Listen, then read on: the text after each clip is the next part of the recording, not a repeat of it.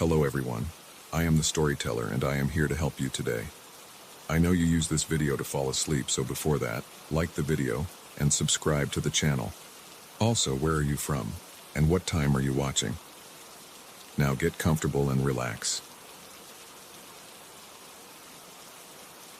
The Whitmore Hotel announced itself with the scent of old wood and forgotten time. As I stepped through the brass-framed entrance, my shoes echoed against marble that had witnessed decades of arrivals and departures. The lobby chandelier cast fractured light across burgundy wallpaper, its pattern so intricate it seemed to shift when I wasn't looking directly at it. The desk clerk's smile felt rehearsed, practiced on countless weary travelers like myself. My company had booked me here for 3 nights while I handled the Morrison account, a routine business trip that should have been unremarkable.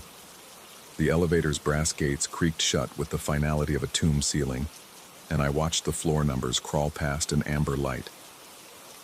Room 847 waited at the end of a corridor lined with oil paintings of stern-faced men, whose eyes seemed to track my movement.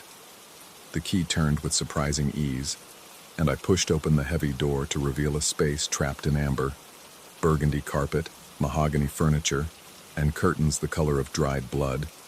Everything appeared immaculate, yet somehow dusty, as if the room existed in a pocket of preserved time. The mirror dominated the far wall, stretching from floor to ceiling in an ornate silver frame. Its surface reflected the room with perfect clarity, showing my tired face and rumpled suit against the backdrop of antiquated elegance. I set my luggage down and loosened my tie, wondering how many other travelers had stood in this exact spot, staring at their own reflection in this same glass. That first night passed without incident. I conducted my phone calls, reviewed my presentations, and fell asleep to the distant hum of the city below. It was only the following evening, as I prepared for another day of meetings, that I first noticed something amiss. I was adjusting my tie when I saw him, a tall figure in dark clothing standing directly behind me in the reflection. The image was clear, unmistakable. A man with angular features and hollow eyes, positioned close enough that I should have felt his breath on my neck.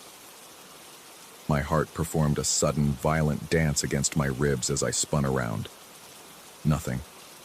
The space behind me remained empty, showing only the antique writing desk and the burgundy wallpaper with its shifting patterns.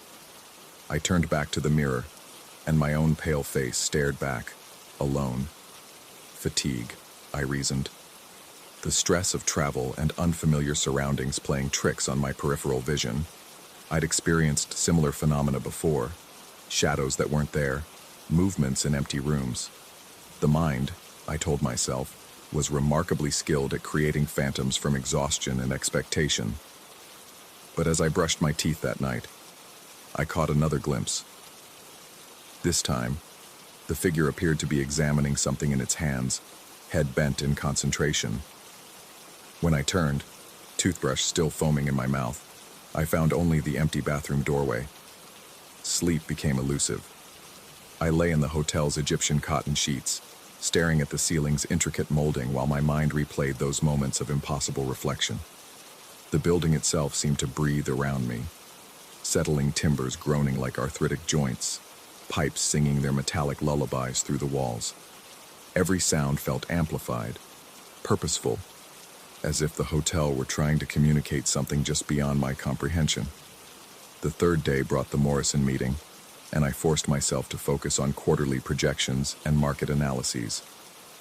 Yet even in the sterile conference room downtown, I found my thoughts drifting to that mirror, wondering what might be waiting for me upon my return. Professional success felt hollow when weighed against the growing certainty that something was fundamentally wrong with my perception of reality. That evening, I decided to document what I was experiencing. If stress and exhaustion were creating these hallucinations, perhaps recording them would help me understand the pattern, maybe even find a way to stop them. I positioned my phone's camera to capture both myself and the mirror's reflection, then pressed record. What I saw through the phone's screen made my blood crystallize in my veins. In the live camera feed, my reflection stood alone in the mirror, exactly as it should. But overlaid on this normal image, like a double exposure from old photography, was another scene entirely. The figure was there again, but this time I could see what held its attention. photographs. Dozens of them, scattered across what appeared to be the same writing desk behind me, though when I glanced over my shoulder, the desk remained clear of everything except the hotel's complimentary stationery. I ended the recording with trembling fingers and immediately played it back. The playback showed only my normal reflection, nothing more. No figure, no photographs, no impossible double exposure. Just me, standing alone in an antique hotel room, looking increasingly haggard.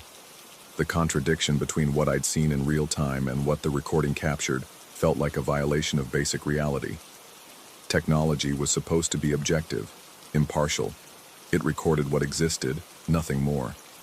Yet somehow, the mirror was showing my phone's camera things that weren't there, things that didn't translate to the digital record. I called the front desk, asking about the hotel's history. The night clerk's voice carried the weight of someone accustomed to unusual requests from guests. The Whitmore, he explained, had stood for nearly a century. It had housed travelers, businessmen, and the occasional artist seeking inspiration in its old-world atmosphere. Some guests, he mentioned with careful neutrality, reported unusual experiences, though he was quick to emphasize that the hotel took great pride in its peaceful environment. When I pressed for details about room 847 specifically, his pause stretched long enough to make me wonder if the line had disconnected. Finally, he mentioned that the room had been renovated several times over the decades, most recently in the 1990s. The mirror, however, was original to the building, a piece crafted by local artisans when the hotel first opened its doors. That night, I couldn't bring myself to approach the mirror directly. Instead, I sat on the bed's edge, watching its surface from across the room. The reflection appeared normal from this distance, just the room's opposite wall and the bathroom doorway. But as my eyes grew heavy with exhaustion, I began to notice subtle inconsistencies. Shadows fell at slightly wrong angles. The pattern on the wallpaper seemed to move independently of any light source. And sometimes, just at the edge of perception, I caught glimpses of movement that didn't correspond to anything in the actual room. The figure appeared again during my morning routine, this time more clearly than before. He seemed younger than I'd initially thought, wearing clothing that belonged to a different era, a well-tailored suit with peaked lapels and a thin tie that spoke of the 1940s or 1950s. His face held an expression of intense concentration as he sorted through what appeared to be documents or letters. I tried speaking to the reflection, feeling foolish even as the words left my mouth. The figure gave no indication of hearing me, continuing his methodical examination of papers that existed only in the mirror's version of reality. When I reached out to touch the glass, my finger met the cool surface while the reflection showed my hand passing through empty air, the figure undisturbed by my presence. My final night at the Whitmore brought the most disturbing revelation yet. I'd positioned my phone to record continuously, hoping to catch some evidence of the phenomena I was experiencing. As I prepared for bed, I noticed the figure was no longer alone in the mirror's reflection. There were others now, translucent shapes moving through the room like actors in a silent film. They interacted with furniture that wasn't there, opened doors that led to different spaces, and occasionally paused to examine objects that existed only in their reality. The mirror had become a window into a parallel version of the room, one populated by people from different times, all occupying the same space in their own distinct moments. The most unsettling discovery came when I reviewed the night's recording the following morning. Once again, the video showed nothing unusual, just me moving through my evening routine in an empty room. But as I watched myself on the screen, I noticed something that made my hands shake so violently I nearly dropped the phone. In several shots, my own reflection in the recorded mirror was doing things I had no memory of doing. While the camera showed me brushing my teeth, my reflection appeared to be writing. When I sat on the bed reading, my mirror self stood at the window, looking out at something I couldn't see. Most disturbing of all, there were moments when my reflection turned to look directly at the camera, making eye contact with an intensity that I certainly hadn't felt at the time. The recording suggested that the mirror wasn't just showing me visions of other people, it was showing me a version of myself that existed independently, making choices and taking actions that my conscious mind knew nothing about. The implications crawled through my thoughts like insects, each one more terrifying than the last. As I packed my belongings that final morning, I couldn't shake the feeling that I was being observed. Not by the figure in the old-fashioned suit, who had become almost familiar in his ghostly routine, but by my own reflection. Every time I glanced at the mirror, I caught sight of myself turning away just a fraction of a second too late, as if my reflection had been watching me and was now pretending to match my movements. The checkout process passed in a blur of perfunctory pleasantries and credit card transactions. The morning clerk was different from the night staff, younger and apparently unaware of the hotel's unusual reputation. When I mentioned that I'd experienced some strange phenomena in room 847, her smile became fixed and professional in the way that suggested this was not the first such conversation she'd had. She assured me that all guest concerns were taken seriously and offered to note my feedback in their system. But her eyes held a knowledge that she wasn't sharing, and I left with the uncomfortable certainty that my experiences had been neither unique nor unexpected. Now, weeks later, I find myself thinking about that mirror constantly. Not just during quiet moments when my mind might naturally drift, but at random times throughout the day when I should be focused on work or conversation. The memory of my reflection's independent actions has left me questioning every mirror I encounter.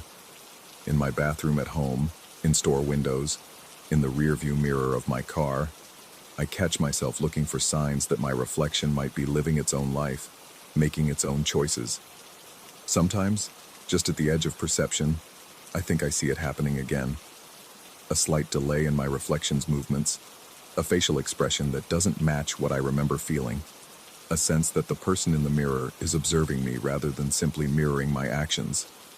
But whenever I look directly, everything appears normal, leaving me to wonder if the Whitmore Hotel has permanently altered my relationship with my own reflection, or if I'm slowly losing my grip on reality. The most troubling possibility is that both might be true. Perhaps the mirror in room 847 didn't show me hallucinations or supernatural phenomena, but simply revealed what had always been there, a version of myself that exists independently of my conscious awareness, living parallel experiences in the reflected world that surrounds us all. I've resisted the urge to return to the Whitmore, though the temptation grows stronger each day. Part of me needs to know if the figure in the old-fashioned suit is still there, still sorting through his mysterious documents. But a larger part fears what else I might discover about the nature of reflection, reality, and the person who looks back at me from every mirrored surface. The business trip was successful. The Morrison account was secured, my presentations were well received, and my supervisor praised my professional performance. But success feels meaningless when you're no longer certain that the person celebrating it is really you, or just another reflection going through the motions of a life that might belong to someone else entirely. Some nights, I cover all the mirrors in my apartment before going to sleep, unwilling to risk catching sight of whatever my reflection might be doing while I'm unconscious.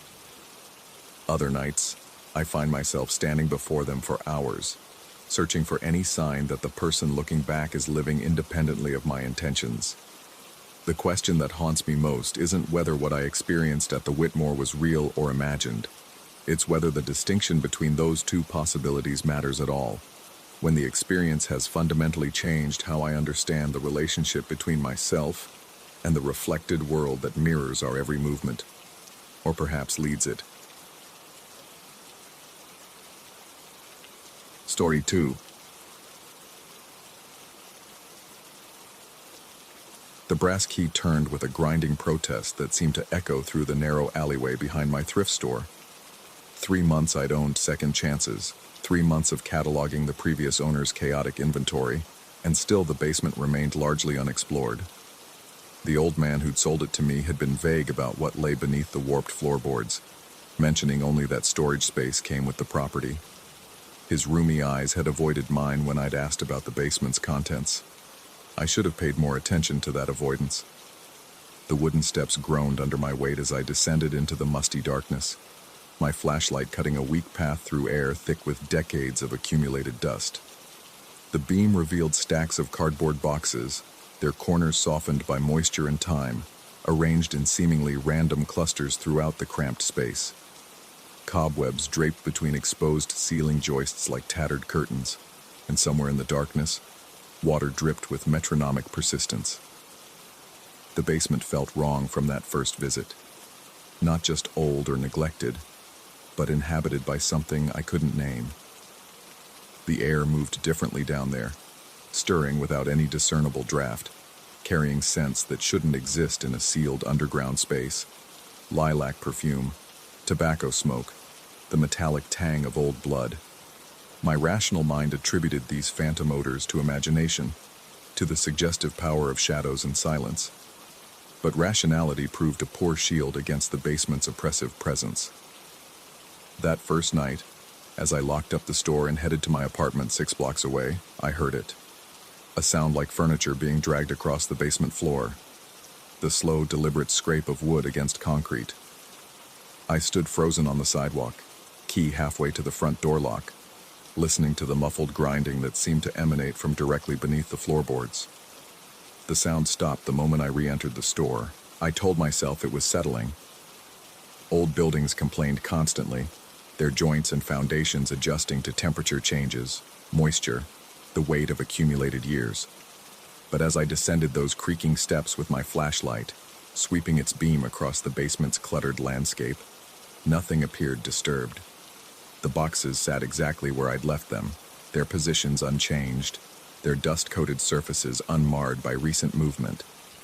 The sounds became a nightly occurrence, always starting around 9:30, always lasting exactly 17 minutes. I began timing them obsessively. The pattern never varied. A period of dragging, followed by silence, then 3 distinct knocks that seemed to come from the walls themselves. Sometimes I thought I heard voices, conversation too muffled to distinguish words, but clear enough to suggest multiple speakers engaged in urgent discussion. I installed motion-activated cameras, but they captured nothing except empty basement spaces and the occasional mouse. The audio, however, recorded those dragging sounds with crystalline clarity, proving I wasn't hallucinating the noises. Yet the cameras never showed what caused them. 2 weeks after installing the surveillance system, I found the first item. It sat on a wooden table I'd never seen before, positioned in the basement's far corner where empty space had been the previous day. The table itself seemed innocuous enough, scarred oak with turned legs, the kind of piece that might grace any number of households. But the object resting on its surface made my breath catch in my throat. A music box. Mahogany with mother-of-pearl inlay, its surface worn smooth by countless hands. Attached to its base, a yellowed price tag written in careful cursive. $3.50. Mrs. Eleanor Vance, October 15th, 1987. I'd opened Second Chances on March 3rd, 2023. The building had supposedly been vacant for over a decade before my purchase. The handwriting on the tag was unmistakably feminine, each letter formed with the precise care of someone educated in an era when penmanship mattered. The paper felt authentically aged, its edges brown and brittle, as if it had waited 36 years for discovery. When I lifted the music box, its weight seemed wrong, too heavy for its size, as if filled with something denser than the expected mechanical components. I didn't wind it. Something in its presence warned against activation, a primitive instinct that recognized danger in stillness. Instead, I photographed the tag, documenting this impossible evidence of the store's non-existent past. The table remained empty when I returned the next morning. The music box vanished as mysteriously as it had appeared. But the table itself had moved closer to the stairs, its position shifted by perhaps 3 feet from where I'd found it. The concrete floor showed no scuff marks, no evidence of movement, yet I was certain of the change. More items appeared with increasing frequency. A leather-bound journal filled with entries dated 1962, priced at 75 cents and attributed to someone named Robert Chen. A ceramic vase tagged for $2, dated 1994, seller listed as the Henderson Estate. Each piece carried that same careful handwriting, those impossible dates, those names of people who had apparently conducted business in a store that hadn't existed. I researched every name I found, spending hours in the city library's archives, poring over old newspapers and public records. Mrs. Eleanor Vance had died in a car accident on October 20th, 1987, 5 days after the date on her music box tag. Robert Chen had owned a bookstore 3 blocks away, until his death from a heart attack in 1965. The Hendersons had been a prominent local family whose estate sale was covered by the paper in 1994, just 2 months before the date on their vase. All dead, all connected to items that shouldn't exist in my basement. The sounds grew more complex, more urgent. In addition to the dragging and knocking, I began hearing what sounded like cash register bells, the rustle of paper bags, footsteps on the floor above even when the store was empty and locked. The phantom conversations became clearer, though the words remained maddeningly indistinct. Sometimes I caught fragments, needs to know, or won't understand, spoken in voices that carried the weight of genuine concern. Sleep became elusive. I found myself lying awake in my apartment, straining to hear sounds that couldn't possibly reach me from 6 blocks away, yet somehow did. In the darkest hours before dawn, I could swear I heard the brass key turning in my store's lock, heard the basement door opening, heard those voices discussing matters that pertained to me with an intimacy that suggested long observation. The surveillance cameras captured my descent into paranoia with unflinching accuracy. I watched myself on the recordings, noting how I'd begun talking to the empty basement, asking questions of shadows that never answered. My appearance deteriorated over the weeks. Stubble became a beard, clothes wrinkled from restless nights, eyes acquiring the hollow look of someone who'd seen too much and understood too little. Yet the items kept appearing. A pocket watch dated 1973, a hand-knitted scarf from 1981, a silver locket from 1996. Each one tagged with that familiar handwriting, each associated with someone who died shortly after the dated transaction. The basement had become a museum of final purchases, a collection of last transactions conducted in a store that existed only in the impossible intersection between memory and reality. I began staying later, sitting in the basement's darkness with only my flashlight for company, waiting to witness the moment of materialization.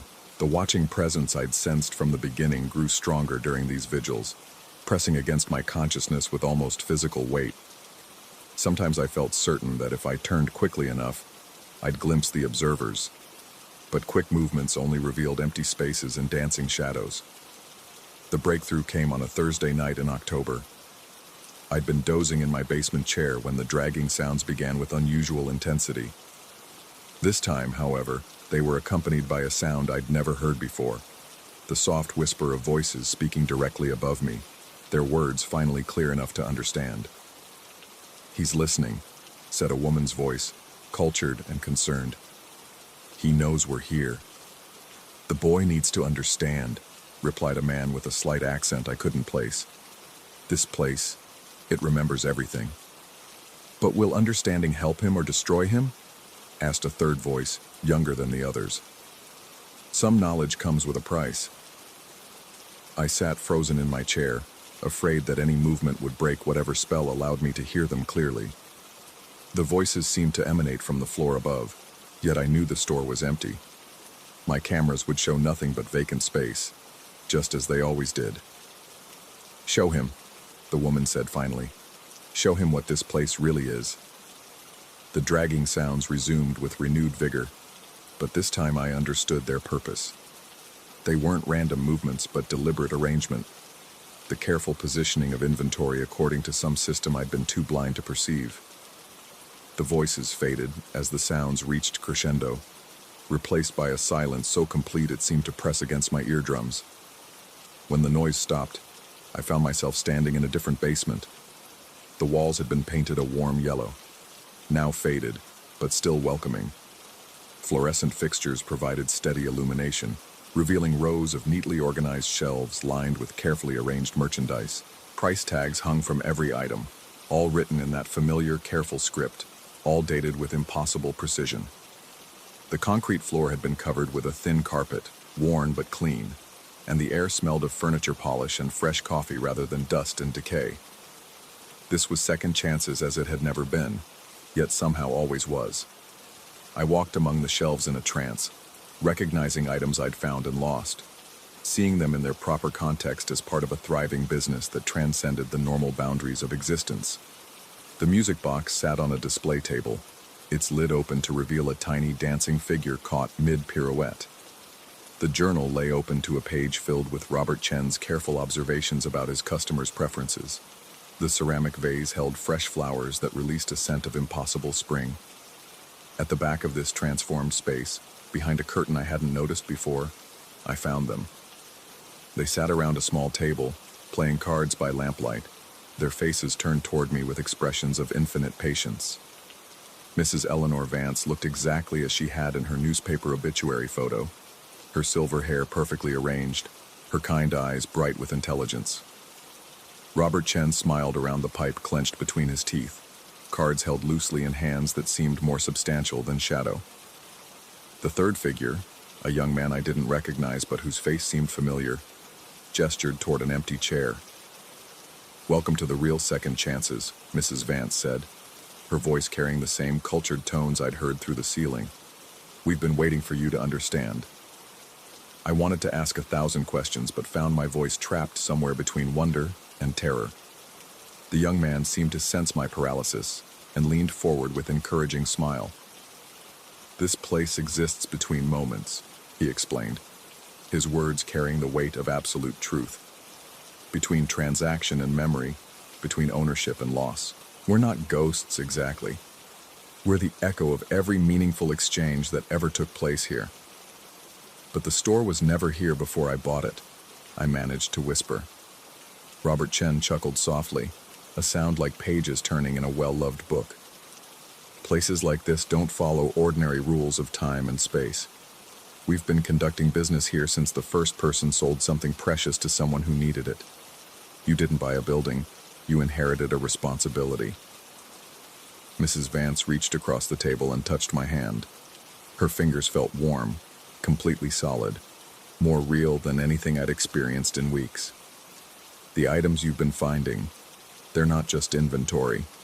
They're connections, bridges between what was and what might be. Each one represents someone's final act of hope, their belief that their treasures would find new homes with people who'd appreciate them." The basement around us began to shift and fade, the warm lighting growing dim, the carpet beneath my feet becoming concrete once more. The three figures at the table wavered like heat mirages, their forms becoming translucent. "Remember," the young man called as they faded completely. "This place serves those who need second chances. That includes you." I found myself alone in my familiar basement, surrounded by empty boxes and cobwebs, the taste of old dreams lingering on my tongue. The surveillance cameras would show me sitting in my chair, apparently having some kind of episode, talking to empty air for the better part of an hour. But the warmth of Mrs. Vance's touch remained on my hand, and somewhere in the darkness above, I could still hear the soft sound of a cash register bell. The next morning, I discovered that every item I'd photographed had returned, arranged neatly on shelves that hadn't existed the day before. Their price tags remained unchanged, those impossible dates mocking conventional understanding of cause and effect. But now, I understood their true purpose. I opened second chances that day with a sense of mission I'd never felt before. The first customer, an elderly man looking for a gift for his late wife's birthday, found exactly what he needed in Mrs. Vance's music box. When I wound it for him, the tiny dancer spun to a melody that made tears roll down his cheeks. "She loved this song," he whispered, clutching the box like a lifeline. "How did you know?" I had no answer except the truth I was only beginning to understand. Some inventories transcend time and space, connecting needs with solutions across the impossible distances between hearts. The basement continues to provide what my customers require, items appearing with perfect timing, and tagged with impossible dates by hands that understand the true value of second chances. The sounds still come at night, the dragging, the voices, the careful rearrangement of inventory that exists between reality and memory. But I no longer fear them. They're the sound of hope being organized, of connections being forged, of a store that serves purposes deeper than simple commerce. Sometimes, in the quiet hours before dawn, I descend to the basement and find that table set for 4, an empty chair waiting for the proprietor who finally understands his role in something far larger than a simple business transaction. I've stopped questioning whether what I experience is real or imagined. In a place like Second Chances, the distinction seems increasingly irrelevant. What matters is that somewhere between the possible and impossible, between transaction and transformation, people find exactly what they need when they need it most. And in the basement below, the inventory continues to grow, tagged with dates that haven't happened yet, and prices that can't be measured in ordinary currency.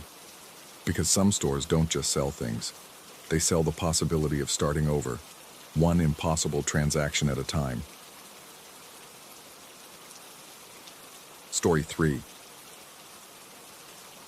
The rental agreement still lay on my kitchen counter, its edges curling slightly in the humid air that seemed to permeate every corner of this place. 3 months ago, signing that lease had felt like salvation. A cheap 2-story house in Millbrook Heights, far enough from downtown to stretch my unemployment benefits, close enough to civilization that I wouldn't completely lose my mind. The realtor had been eager, perhaps too eager, to close the deal quickly. The previous tenant had left suddenly, she'd explained with a practiced smile that didn't quite reach her eyes. I should have asked more questions. The first week passed without incident. I spent my days unpacking boxes in the cramped upper floor that served as my entire living space. Bedroom, kitchenette, and a small sitting area with windows that looked out onto overgrown lots and chain-link fences. The ground floor remained empty, as stipulated in the lease. Storage space, the landlord had called it, though the heavy deadbolt on the connecting door suggested something more than mere storage considerations. It was on a Tuesday evening, while I sat reading job listings on my laptop, that I first heard them. Thud. The sound drifted up through the floorboards beneath my feet, distinct enough to make me pause mid-sentence in the email I was composing. I held my breath, waiting. The house settled into silence, that peculiar quiet of old buildings that seems to press against your eardrums. Thud. Thud. Footsteps. Definitely footsteps. I closed the laptop and stood slowly, my bare feet registering the vibrations more than hearing them now. Someone was walking around downstairs. Heavy, deliberate steps that moved from what I estimated to be the front of the house toward the back. My first thought was logical enough. Someone had broken in. I grabbed the baseball bat I kept beside my bed and approached the dead-bolted door that separated my upstairs apartment from the ground floor. The metal was cold against my palm as I pressed my ear to the wood, straining to listen. Nothing. I waited there for what felt like hours, but was probably only minutes. When the silence stretched on, I convinced myself I'd imagined it. Old houses make noise, pipes settle, wood expands and contracts. I'd grown up in apartments with thin walls and noisy neighbors. Perhaps I was simply unused to the acoustic quirks of a standalone house. But the next night, they came again. This time I was in bed, drifting towards sleep when the sounds began. Not just footsteps now, but something else. A rhythmic tapping, like knuckles rapping against wood. It started soft and grew gradually louder, more insistent. Tap, tap, tap. Pause. Tap, tap, tap. I lay frozen, staring at the ceiling as the sounds moved across the floor below me. From the living room area to what would be the kitchen, then back again. The pattern was too regular, too purposeful to be explained away by settling timber or thermal expansion. Sleep became impossible. The third night I prepared. I kept my clothes on, and the baseball bat within reach. When the sound started, and by now I expected them with the grim certainty of a recurring nightmare, I was ready. The footsteps began their familiar circuit, but this time I forced myself to move. I unlocked the deadbolt with trembling fingers and crept down the narrow staircase, bat raised. The ground floor was exactly as I'd left it, empty, dusty, and undisturbed. Pale moonlight filtered through grimy windows, casting long shadows across the bare wooden floors. I searched every room, every closet, every corner where an intruder might hide. Nothing. No signs of entry, no disturbances in the dust that had accumulated in the corners. But when I returned upstairs, the chair I'd left positioned by my kitchenette window was facing the opposite direction. I stood in my doorway, staring at that chair for a long time. I had a vivid memory of leaving it facing the window when I'd gotten up to investigate. Now it pointed toward the wall, as if someone had been sitting in it, watching the staircase, watching for my return. The logical part of my mind suggested reasonable explanations. Perhaps I'd misremembered the chair's position. Perhaps I'd bumped it in my haste to reach the stairs. But logic felt increasingly inadequate as the nights wore on and the disturbances escalated. Objects began moving with increasing frequency. I'd leave a coffee mug on the counter and find it in the sink. Books would appear open to different pages. My laptop, which I was certain I'd closed, would be found humming quietly, its screen displaying websites I'd never visited. Real estate listings, missing person reports, obituaries from years past. The footsteps grew bolder too. Where once they'd been confined to the late evening hours, now they began during the day. I'd be cooking lunch and hear movement below, or sit reading only to be interrupted by the sound of furniture being dragged across the floor. Each time I investigated, I found nothing, but the evidence of presence lingered in small, unsettling ways. A depression in the dust where something heavy had been placed. Windows that had been closed now standing slightly ajar. The persistent smell of cigarette smoke, though I'd never smoked, and the previous tenant was supposedly a non-smoker. Sleep became a rare commodity.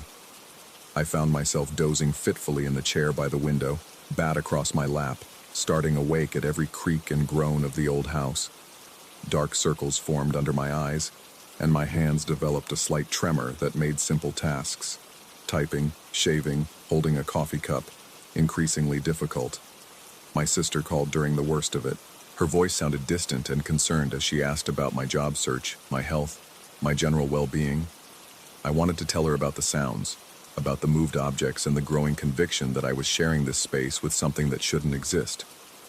Instead, I heard myself giving stock responses about networking and applications and staying positive. What could I say? That I was being haunted? That my unemployment had driven me to the edge of a breakdown? Either explanation would result in the same outcome, concerned interventions and questions about my mental state that I wasn't prepared to answer. After hanging up, I sat staring at the phone for a long time. The rational part of my mind, the part that had maintained steady employment for 15 years, that paid bills on time and remembered birthdays, whispered insidious suggestions. Stress, isolation, the psychological pressure of financial uncertainty and job loss. Perhaps the sounds were real enough, created by my own unconscious movements as I paced anxiously around the small apartment. Perhaps I was moving the objects myself, during fugue states brought on by exhaustion and worry. The thought should have been comforting. A psychological explanation, however troubling, was still an explanation. It suggested solutions, therapy, medication, lifestyle changes. But as I considered this possibility, sitting in my chair by the window as dusk gathered outside, the sounds began again. Not just footsteps this time. Voices, muffled, indistinct, but unmistakably human. A conversation taking place directly below me, in the empty ground floor that I'd searched dozens of times. I couldn't make out words, but the cadence was clear. Two people talking in low, urgent tones.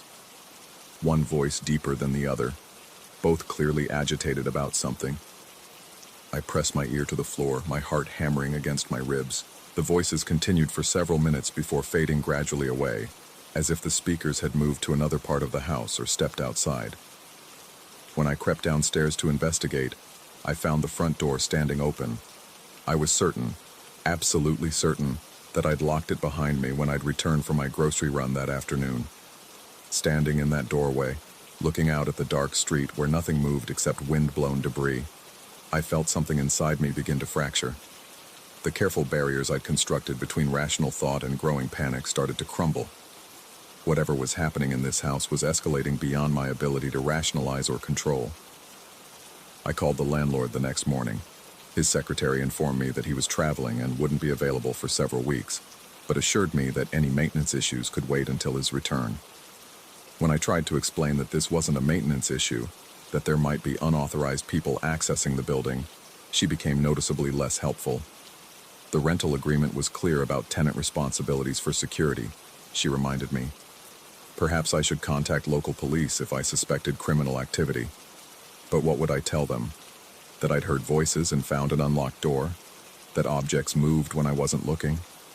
They'd take a perfunctory report and file it away. Another paranoid complaint from another unstable tenant. Instead, I decided to take matters into my own hands. That evening, I set up a systematic surveillance of my own space. I positioned books and small objects in specific arrangements, taking photographs with my phone to document their exact placement. I sprinkled flour near the doorways to capture footprints. I even rigged a primitive alarm system using empty cans and fishing line that would alert me to any movement on the stairs. Then I waited. The hours crawled by with excruciating slowness. I sat in my chair, forcing myself to stay awake, watching and listening for any sign of intrusion. Around midnight, fatigue began to overwhelm my vigilance. My eyelids grew heavy despite my best efforts, and consciousness started to slip away despite the uncomfortable position and the adrenaline coursing through my system.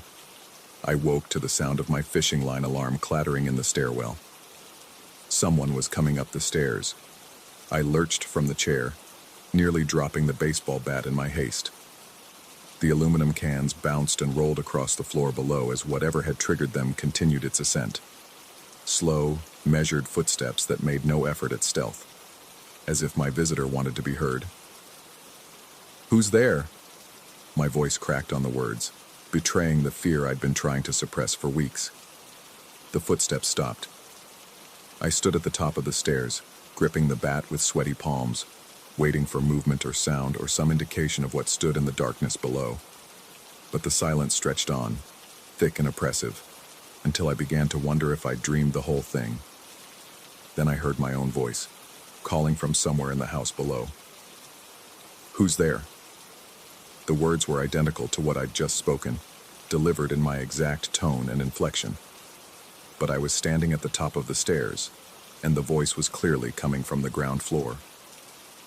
My legs went weak. I sank to my knees, still gripping the bat, as the impossibility of what I'd heard crashed over me. There was no rational explanation for this. No psychological framework that could account for hearing my own voice speaking words I'd just uttered, emanating from an empty room 1 floor below. "Who's there?" the voice called again, and this time I could hear movement accompanying it. Footsteps pacing back and forth, exactly as I had been doing for weeks in my growing agitation. I crawled to the edge of the stairs and peered down into the darkness. The ground floor was invisible beyond the first few steps, but I could hear activity down there now. Not just my voice, but sounds of occupation, furniture being moved, doors opening and closing, the creak of floorboards under weight. It was as if someone was living parallel to my existence, 1 floor below, mimicking my routines and anxieties in perfect synchronization. The realization hit me with terrible clarity. This wasn't a haunting in any conventional sense. This wasn't even an invasion by external forces. Somehow, impossibly, I was listening to myself. Another version of myself, living in the same space but displaced by some incomprehensible dimension. The rental agreement on my kitchen counter suddenly took on new significance. The previous tenant who had left suddenly, the landlord's eagerness to close the deal quickly, the deadbolt on the connecting door that was meant to keep something in rather than out. I wasn't the first person to experience this, and judging by the increasingly agitated quality of the voice below, I wasn't the first to be driven to the edge of sanity by it. As I write this, I can hear him down there, my other self pacing and muttering, occasionally calling out questions that I remember asking weeks ago when this all began. Sometimes he speaks to someone else, another voice that sounds disturbingly like mine but subtly different, as if filtered through different emotional states or stress levels. How many of us are there? How many versions of this same anxious, unemployed man are trapped in the overlapping layers of this place? I don't go downstairs anymore. I've pushed furniture against the door and try to ignore the sounds below, but they're getting louder, more insistent. And sometimes, in the early morning hours when exhaustion finally claims me, I dream of other voices calling from above. The lease is for 11 more months. I can't afford to break it.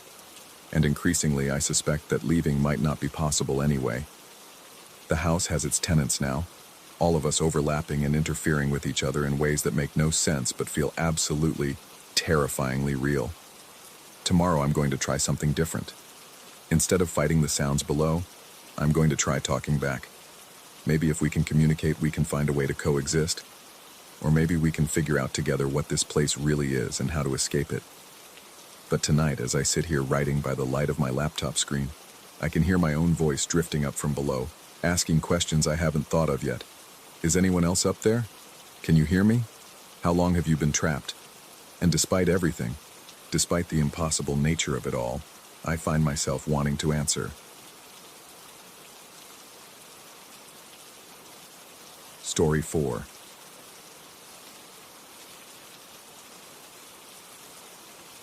The first time it happened, I thought it was a drunk neighbor hitting the wrong button. The intercom's metallic crackle at 3:17 a.m. pulled me from deep sleep like fingernails across glass. Through the static came that voice, rough as sandpaper, gender indeterminate, asking to come up. No name given, no explanation offered. Just that simple, persistent request that seemed to echo in my bones long after the line went dead. I stumbled to the intercom panel in my underwear, the hardwood floor cold against my bare feet. The display showed nothing. No apartment number, no visitor identification. When I pressed the button to respond, silence greeted me, the kind of absolute quiet that makes your ears ring. I called down to the front desk, and Martinez, the night security guard, assured me nobody had entered the building. His voice carried that particular weariness of someone who'd been asked this question before. Sleep didn't return easily that night.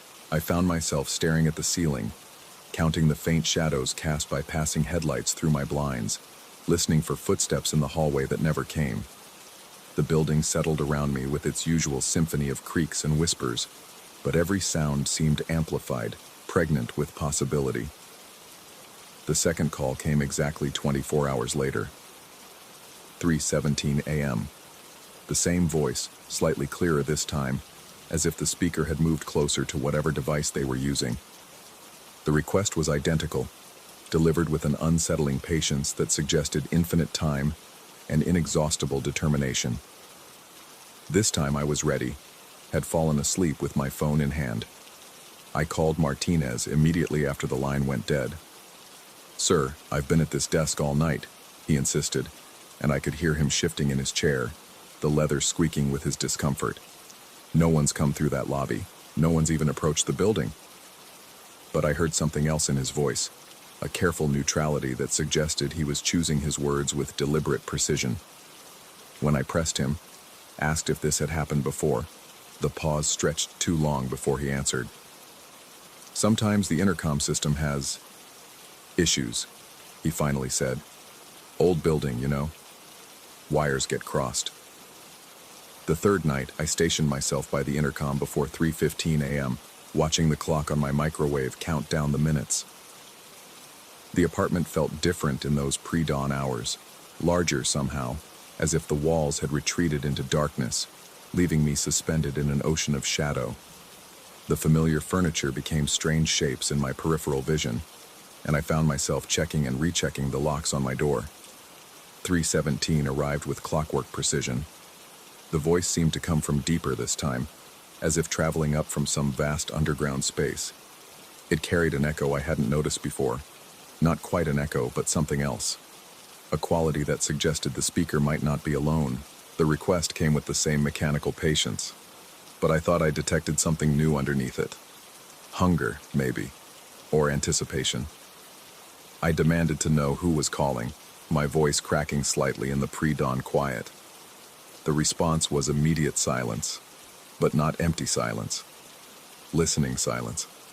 The kind of quiet that breathes and watches and waits. I could almost feel a tension pressing against me through the intercom speaker, a weight that made my skin crawl with invisible insects. Martinez sounded genuinely confused when I called down. He swore no one had buzzed my apartment, claimed the lobby had been empty all night except for Mrs. Chen from 4B, who'd come home from her late shift at the hospital around 2:30 a.m. But when I asked him to check the security footage, he grew evasive, mentioned something about the cameras being temperamental lately. By the fourth night, I'd developed a theory. Someone was accessing the building's intercom system remotely, probably through some kind of electronic manipulation. I'd read about hackers targeting smart building systems, turning security features into tools for harassment. It made sense, felt rational and solvable. I spent the day researching electronic countermeasures, even considered changing apartments. But at 3:17 a.m., when that voice emerged from the intercom with its familiar request, all my rational explanations crumbled. Because this time I heard something that made my blood freeze in my veins. In the background, beneath the electronic static and that rough, patient voice, I heard something else. Breathing that wasn't quite breathing. Movement that wasn't quite movement. And underneath it all, so faint I might have imagined it, the sound of something wet sliding against glass. I stood frozen by the intercom for nearly 10 minutes after the line went dead, listening to my own heartbeat thunder in my ears. The building seemed to lean in around me, pressing closer with each passing second. Every shadow held potential threat. Every ordinary sound carried sinister weight. The radiator's metallic ticking became footsteps. The elevator's distant hum became whispered conversations. When I finally worked up the courage to call Martinez, the phone rang and rang without answer. The fifth night, I didn't sleep at all. I sat in my living room with every light blazing, watching the intercom panel like it might sprout teeth and bite me. At exactly 3:17 a.m., it remained silent. No call came. No voice requested entry. The building settled into its usual nighttime rhythms, and I felt myself begin to relax for the first time in days. Then I heard it. Footsteps in the hallway outside my apartment. Slow, deliberate steps that paused directly outside my door. I held my breath, straining to listen, but the silence stretched endlessly. No knock came. No voice called out. Just that patient, waiting presence on the other side of the thin wooden barrier that separated me from whatever stood in the hallway. I approached the peephole with trembling hands, my bare feet silent on the hardwood floor. The hallway beyond appeared empty, lit by the building's standard fluorescent fixtures that cast everything in harsh, institutional light. But something felt wrong with the perspective, as if the walls stretched farther than they should, as if the familiar corridor had been subtly rearranged while I wasn't looking. I watched for nearly an hour, my eye pressed to the small glass circle, until exhaustion finally drove me back to my bedroom. But sleep brought no relief. I dreamed of voices calling from vast distances, of corridors that stretched forever, of something patient and persistent wearing away at barriers that were never meant to hold. The sixth night brought innovation. At 3:17 a.m., the intercom crackled to life. But instead of the usual request, I heard only breathing. Deep, methodical inhalations and exhalations that seemed to fill my apartment with their rhythm. The sound was impossibly close, as if the speaker stood directly beside my ear. I found myself synchronizing my own breathing to match it, an automatic response that terrified me once I realized what was happening.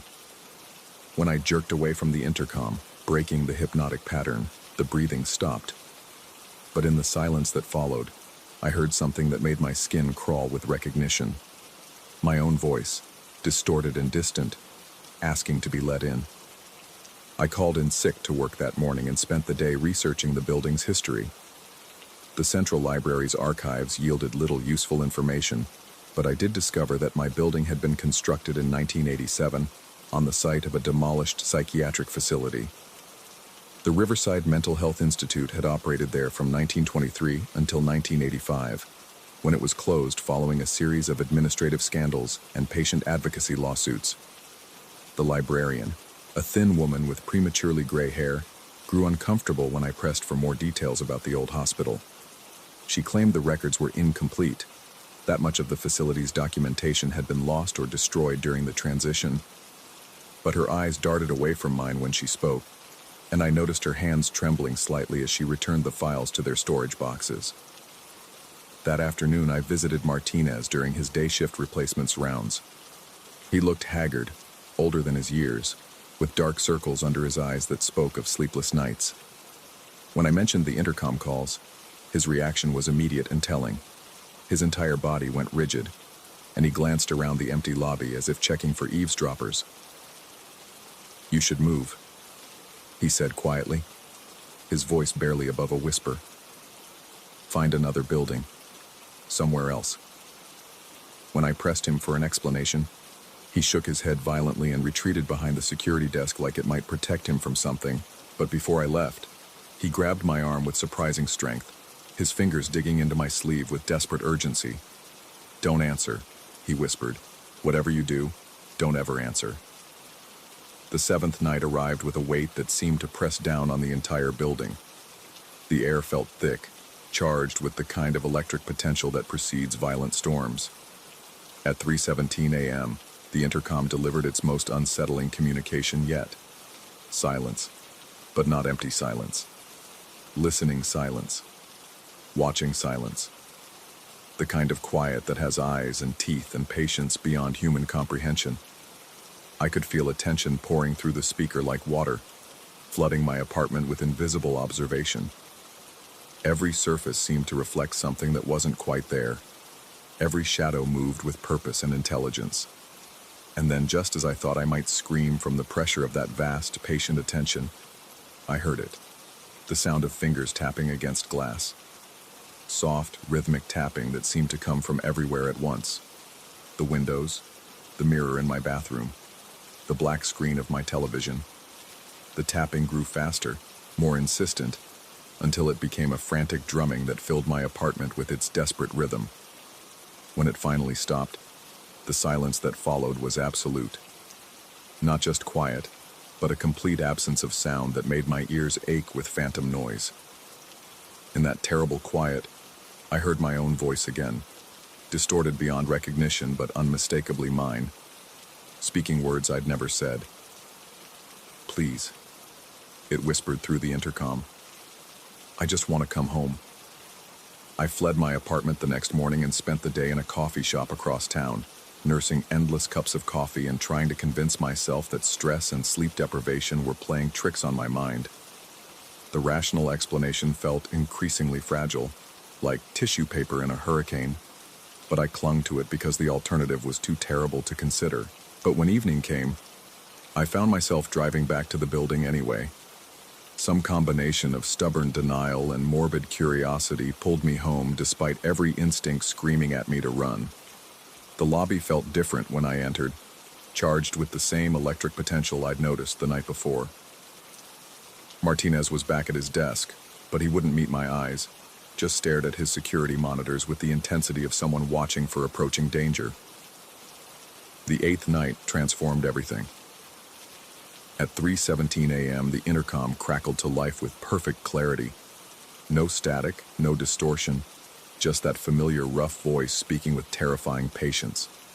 But this time, the request was different. "I'm already inside," it said. The words hit me like ice water, paralyzing me where I stood by the living room window. Through the glass, the city lights blurred into abstract patterns as my vision swam with sudden vertigo. The voice continued speaking, but the words seemed to come from inside my own head now, bypassing my ears entirely. "I've been inside for so long," it said, and I realized with growing horror that the voice was becoming clearer, more familiar. Waiting, watching, learning. I stumbled toward the intercom panel, but my hands shook so violently I could barely operate the buttons. When I finally managed to activate the speaker, my own voice emerged, not distorted now, but perfect, identical to the voice I heard in my own head when I thought or spoke. "Thank you," it said with my voice, my inflection, my speech patterns perfectly replicated. "Thank you for finally listening." The intercom went silent, but the presence remained. I could feel it moving through my apartment now, invisible but undeniably there, exploring corners and examining possessions with the careful attention of someone learning to live in a new space.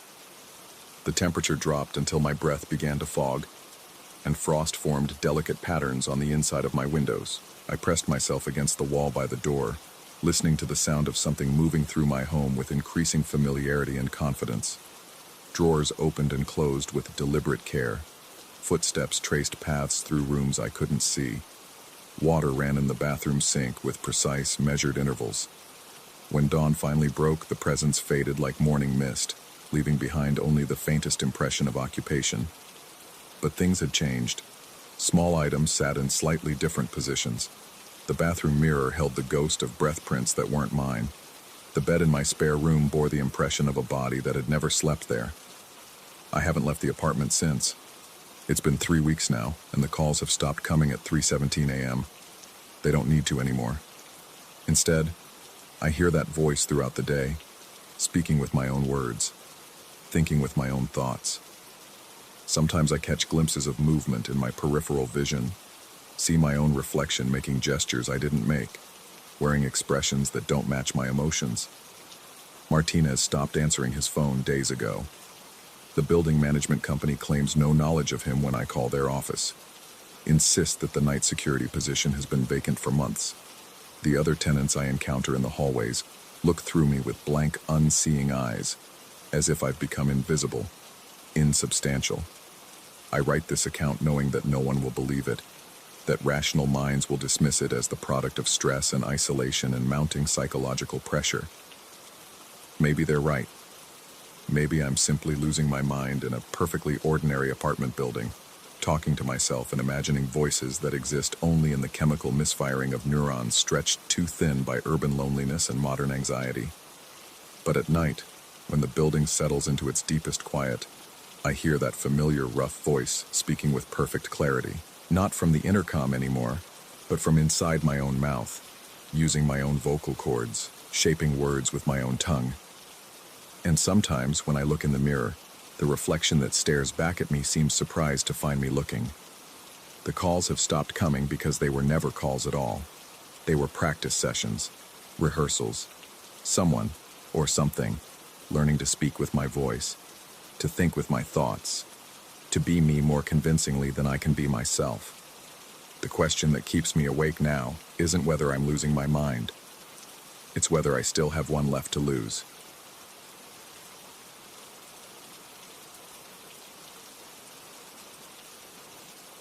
Story 5.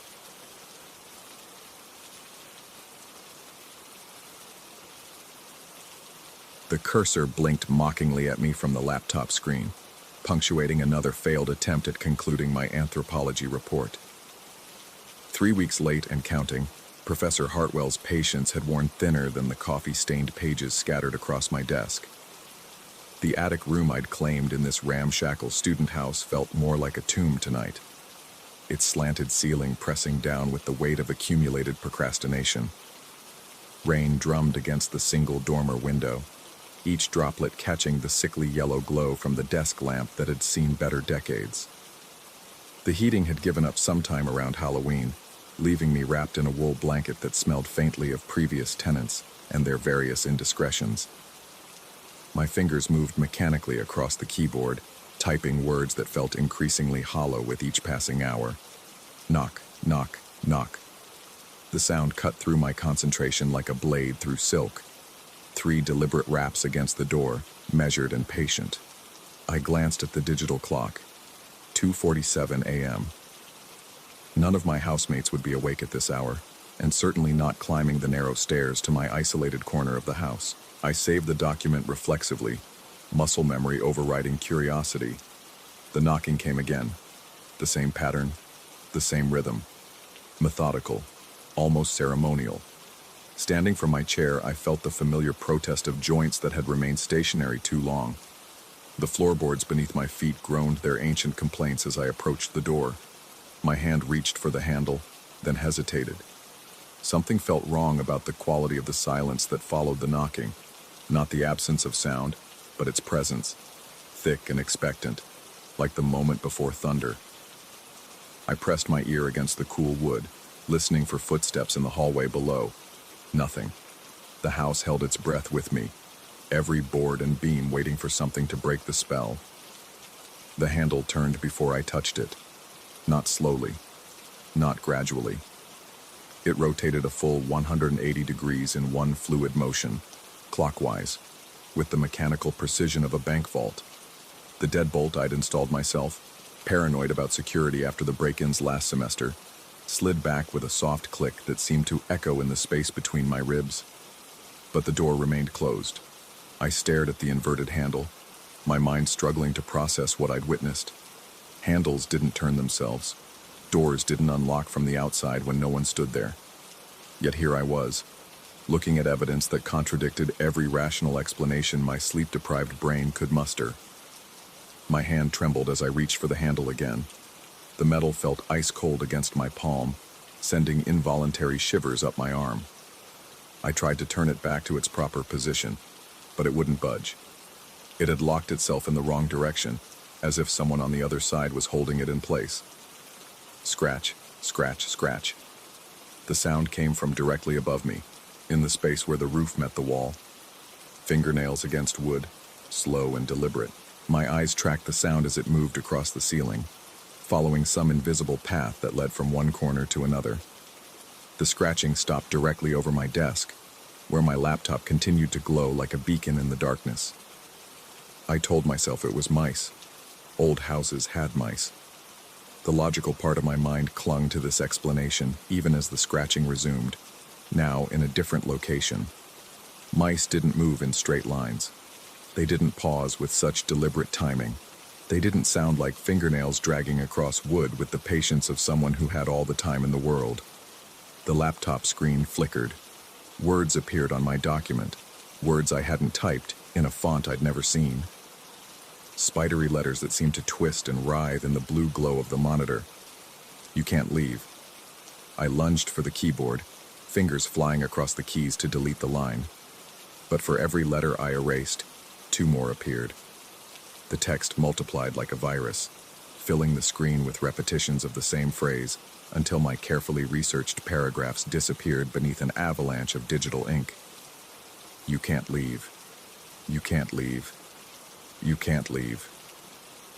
The words began to change, shifting into patterns that hurt to look at directly. Languages I didn't recognize flowed across the screen in rivers of meaning that my conscious mind couldn't grasp, but that something deeper understood with growing terror. I slammed the laptop shut, plunging the room into complete darkness. The scratching stopped. The house fell silent. Even the rain seemed to pause, as if the entire world was holding its breath. In the darkness, I became aware of my own breathing. Too fast, too shallow. My heart hammered against my ribs with the rhythm of panic. I reached for the desk lamp, fumbling for the switch, desperate for light to banish whatever shadows had taken residence in my room. The bulb flared to life, revealing everything exactly as it had been. My papers lay scattered where I'd left them. The blanket hung over my chair. The door remained closed, its handle still turned in the impossible direction. But something had changed. The scratching started again, closer this time. Not above me, but behind me. I spun around, following the sound as it traced a path along the wall. It moved with purpose, spelling out letters in the plaster. Letters I could feel rather than see. Messages written in a language of sound and vibration that bypassed my eyes entirely. My name. It was scratching my name. The realization hit me like cold water. Whatever was in the walls knew who I was. It had been watching me, learning me, waiting for the right moment to announce its presence. The thought sent ice through my veins as I imagined unseen eyes tracking my every movement, studying my habits, my schedule, my vulnerabilities. I tried the handle again, throwing my full weight against it. The door might as well have been part of the wall. The metal bit into my palm as I twisted and pulled, but it refused to yield. The deadbolt remained engaged, trapping me in a room that no longer felt like sanctuary. The laptop opened itself. I watched in horror as the screen lifted on its own hinges, revealing the document that had consumed my evening. But my words were gone, replaced by something else entirely. A floor plan. My floor plan. The layout of the student house drawn with architectural precision, every room labeled with the names of its occupants. Every room except mine. Where my attic sanctuary should have been, the diagram showed only empty space. A void in the structure of the building, as if my room had been erased from existence. But that was impossible. I was sitting in it. I could feel the floorboards beneath my feet, smell the mustiness of old wood and settled dust. The cursor blinked in the empty space where my room should have been, waiting. I reached for the keyboard with shaking fingers, typing my name into the void. The letters appeared, then faded, like water absorbed by sand. I tried again, pecking out each character with growing desperation, but the result remained the same. The room refused to acknowledge my existence. Footsteps echoed from below, my housemates moving through the house. I could hear Marcus laughing at something on his phone, Sarah running water in the kitchen sink. Normal sounds of normal people living normal lives, oblivious to the impossibility unfolding directly above them. I shouted their names, my voice cracking with strain. I pounded on the floor, threw books against the walls, made every noise I could think of to alert them to my presence. But the sounds seemed to die the moment they left my lips, absorbed by the room like light by a black hole. The scratching had evolved into something more complex. Patterns within patterns, rhythms that seemed to sync with my heartbeat. It surrounded me now, coming from every surface at once. The walls, the ceiling, the floor, all of them alive with invisible claws that traced designs I couldn't see but felt in my bones. I understood then that this wasn't random. The presence in the walls had been waiting for this moment, when I was alone and vulnerable, trapped in a space that existed between the cracks of reality. The door handle hadn't been turned to keep others out. It had been turned to keep me in. The laptop screen began to change again, the floor plan dissolving into something else. A photograph. My photograph, taken from an angle that suggested the camera had been positioned somewhere near the ceiling. I was sitting at my desk, typing, completely unaware that I was being watched. But the figure in the image wasn't quite right. The proportions were subtly wrong. The shadows fell in directions that defied the room's lighting, and my eyes reflected light like an animal's. More photographs cascaded across the screen, hundreds of them, taken over what must have been weeks or months.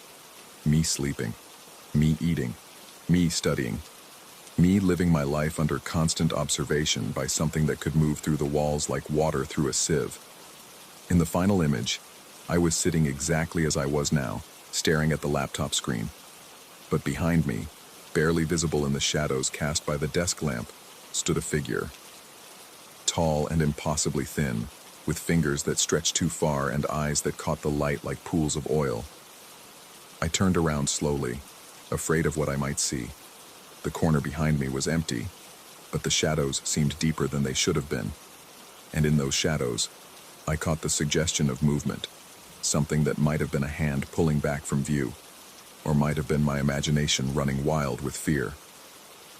The scratching stopped abruptly, leaving a silence so complete it felt like pressure against my eardrums.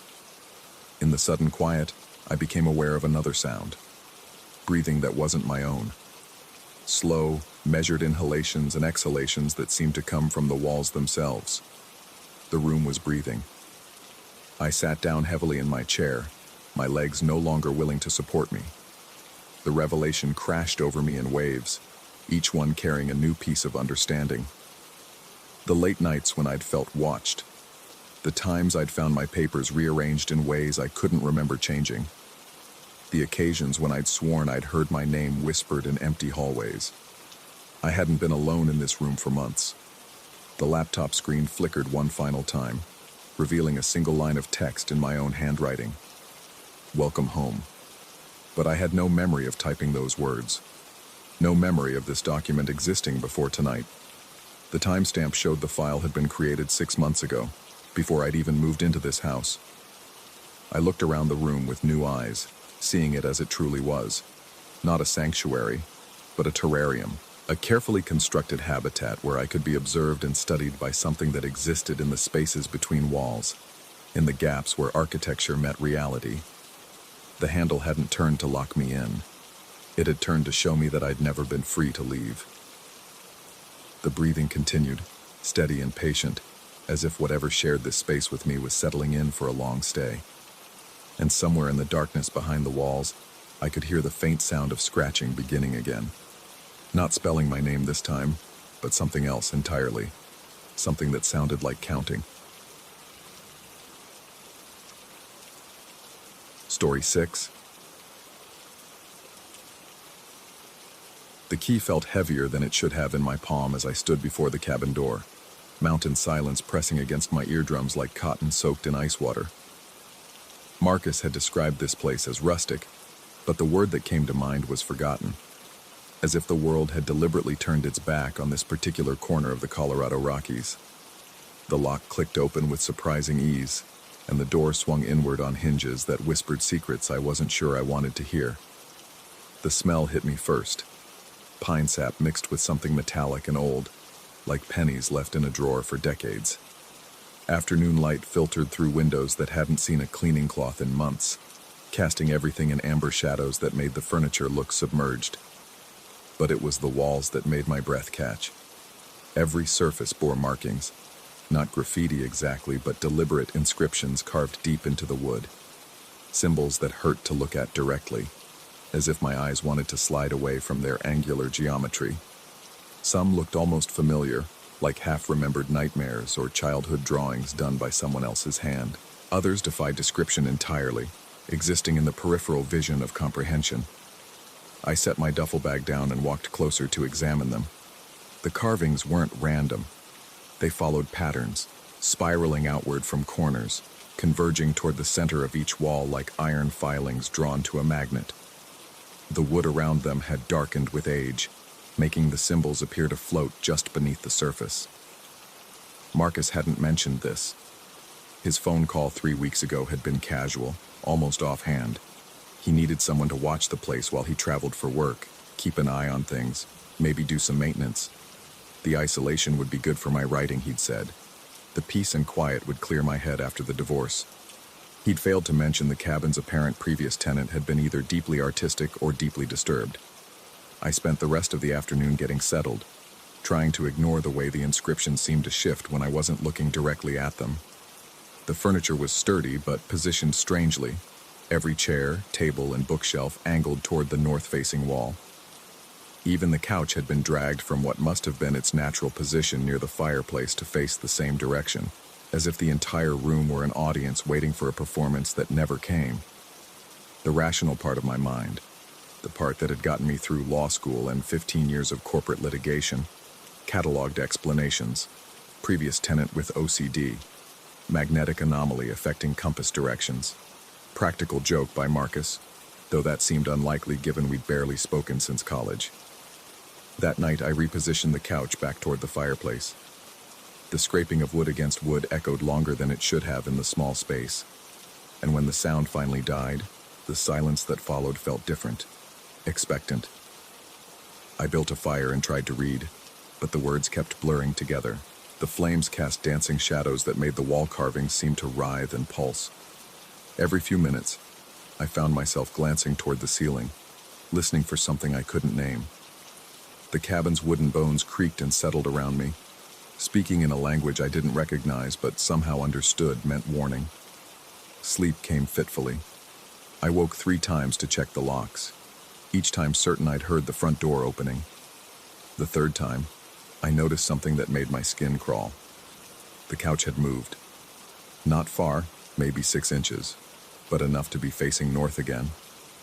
I stood there in my boxers and undershirt, staring at it in the dim moonlight filtering through the windows, trying to convince myself I'd simply misjudged its position earlier. The sound came at 3:17 a.m. according to the bedside clock, a rhythmic scratching from somewhere above my head. Not claws or nails, but something deliberate and measured, like someone carving wood with mechanical precision. I lay perfectly still, barely breathing, counting the intervals between scratches. 7 seconds. Always 7 seconds. It continued for exactly 11 minutes, then stopped with the abruptness of a switched-off radio. The next morning, I found a ladder in the utility closet and checked the attic access panel in the bedroom ceiling. The metal frame was undisturbed, thick with dust that would have shown any recent opening.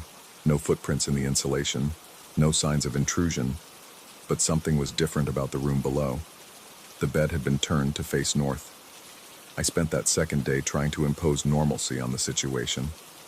I researched the property's history online, but the internet connection was spotty, and the few records I found were frustratingly vague. The cabin had changed hands several times over the past decade, with most owners keeping it for less than a year. No explanations for the quick turnovers. No police reports or insurance claims. I called Marcus twice, but both calls went straight to voicemail.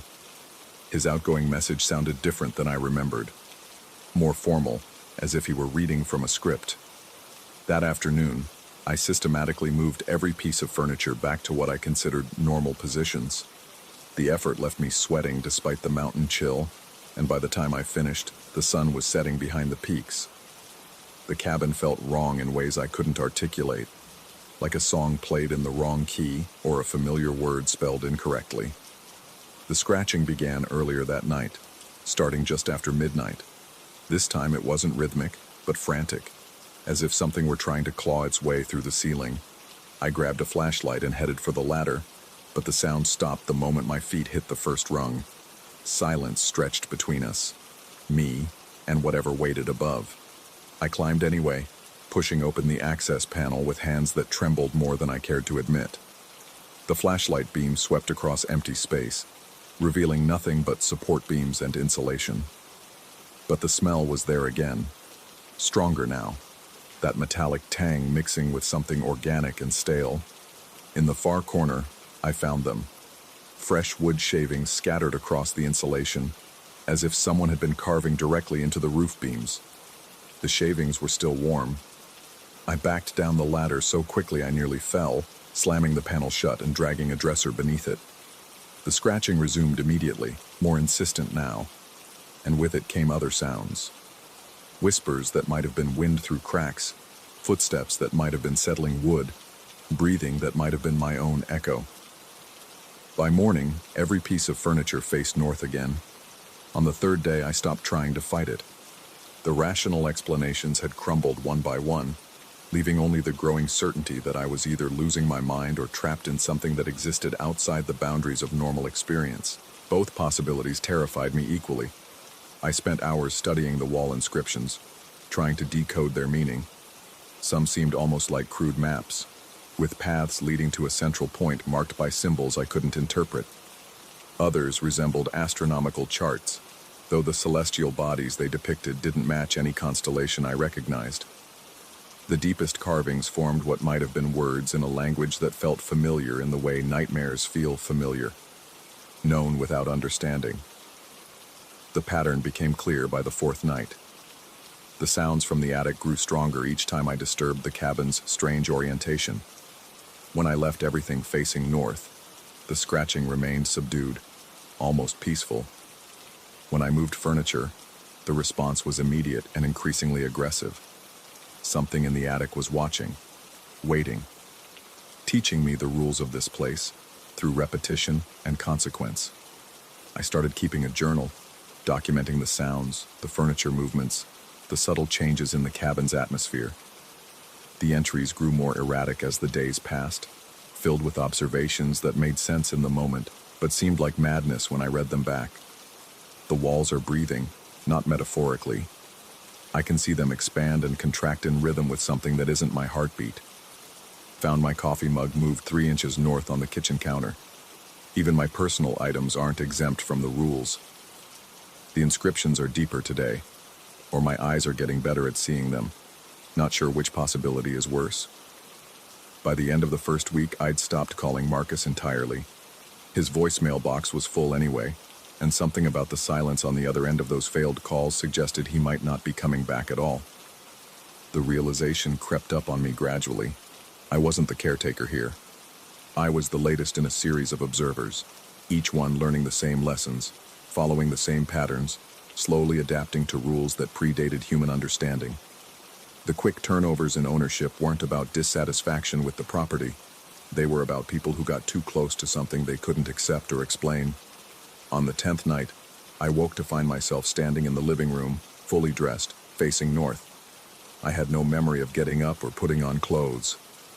The wall carvings seemed deeper in the moonlight, as if the symbols were growing more pronounced with each passing day, or each passing observer. The scratching above my head had evolved into something more complex. Not random noise, but purposeful communication. Patterns within patterns. Rhythms that spoke to parts of my brain I didn't know existed. I found myself nodding along, understanding messages that would have been gibberish a week earlier. The final journal entry was the shortest. I understand now. The cabin isn't oriented toward the north. The north is oriented toward the cabin. This is where the compass points converge, where the magnetic field bends inward like light around a black hole. The previous tenants didn't leave because they couldn't handle the isolation. They left because staying too long means becoming part of the orientation, part of the pattern. I closed the journal and looked around the cabin one last time. Every piece of furniture faced north as it should. The wall inscriptions pulsed gently in the firelight, welcoming and familiar. The sounds from the attic had become a lullaby, comforting in their consistency.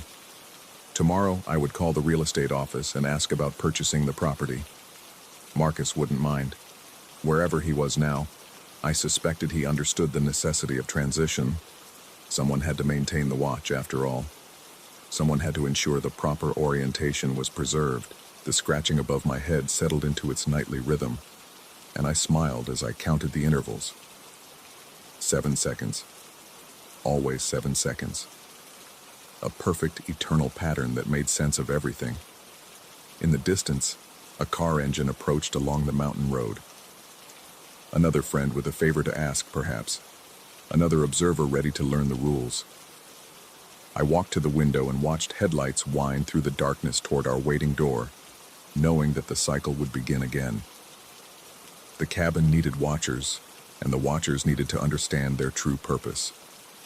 The magnetic pull of true north had found its way into my bones, and I no longer questioned whether what I experienced was real or imagined. The distinction had become irrelevant.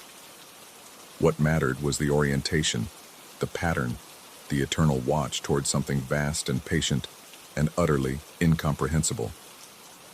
The scratching continued overhead as the car drew closer, and I prepared to welcome the next caretaker home.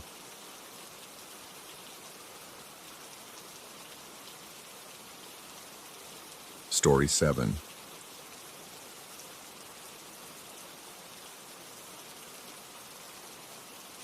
The first time I noticed it, I thought the previous owner had simply forgotten something behind. It sat at the end of the hallway like a patient sentinel, its dark wood grain catching the afternoon light that filtered through the single window above. A simple chair, unremarkable in every way except for the fact that I had never put it there. The moving truck had been thoroughly emptied 3 days earlier, every box accounted for, every piece of furniture placed with deliberate intention. Yet there it was, positioned with geometric precision against the far wall, as if it had always belonged. I stood in the doorway of my new bedroom, coffee mug steaming in my hands, studying this uninvited guest. The house felt different with it there, smaller somehow, as though the chair commanded more space than its physical dimensions should allow.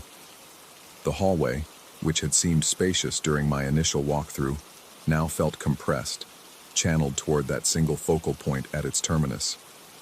The real estate agent had mentioned nothing about furniture being left behind.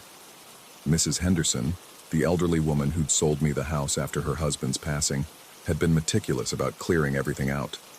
I'd watched the estate sale team cart away decades of accumulated life, leaving behind only the bones of the house, hardwood floors, crown molding, and memories embedded in the walls like smoke. I approached the chair with the cautious curiosity one reserves for unfamiliar animals. Up close, its craftsmanship revealed itself. Hand-carved details along the back rails, joints fitted with the precision of an earlier era when furniture was built to outlast its makers. The seat bore the subtle depression of countless hours of use, and when I ran my finger along the armrest, the wood felt warm despite the cool morning air. Moving it seemed the logical solution. I grasped the chair by its arms and lifted, surprised by its weight, the density of its construction. It moved easily enough, but as I carried it toward the basement stairs, I felt an odd resistance, as though I were walking against a gentle but persistent current. By the time I reached the basement, my shirt clung to my back with perspiration despite the minimal effort required. The basement welcomed the chair with indifference.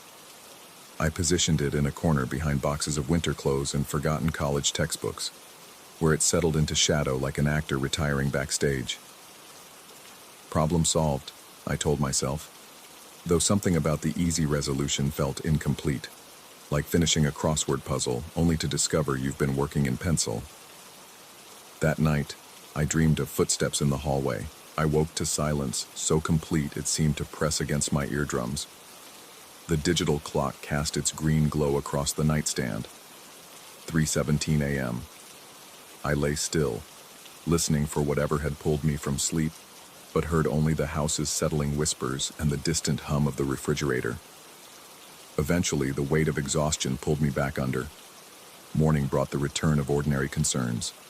Unpacking, finding the local grocery store, establishing the rhythms of a new life. I ate breakfast at the kitchen counter, scrolling through emails on my phone, the previous night's unease already fading like dream fragments in daylight. It wasn't until I headed upstairs to shower that I saw it. The chair sat exactly where I'd found it the day before. I stood frozen in the hallway, my towel hanging loose in my grip. The basement door remained closed exactly as I'd left it. No windows had been opened, no obvious signs of entry. Yet there it was, positioned with the same precise alignment against the far wall, as though it had never been moved at all. My first thought was break-in, but nothing else seemed disturbed. My laptop remained on the coffee table, wallet and keys undisturbed on the kitchen counter.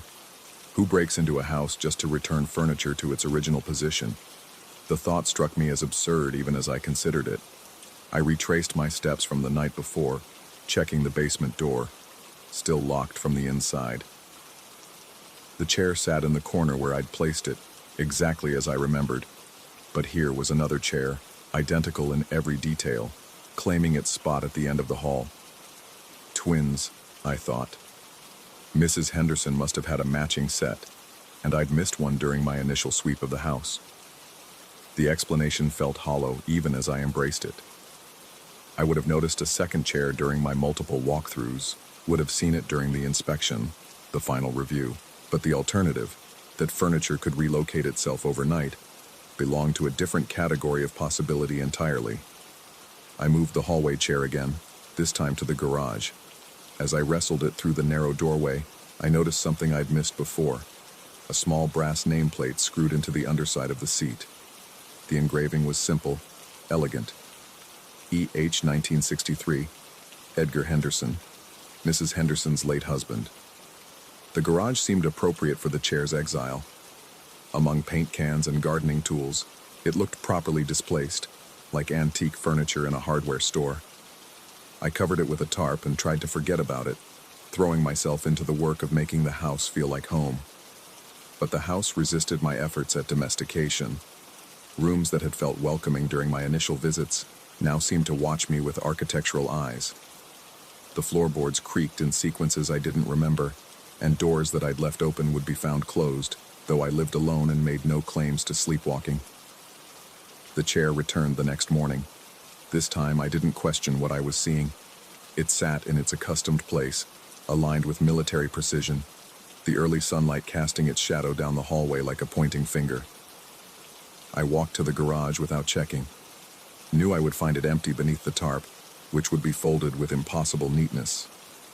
I was right. That evening, I called Mrs. Henderson. Her voice carried the papery quality of advanced age, but her mind remained sharp as broken glass. "I'm sorry to bother you," I began, "but I have a question about something left in the house."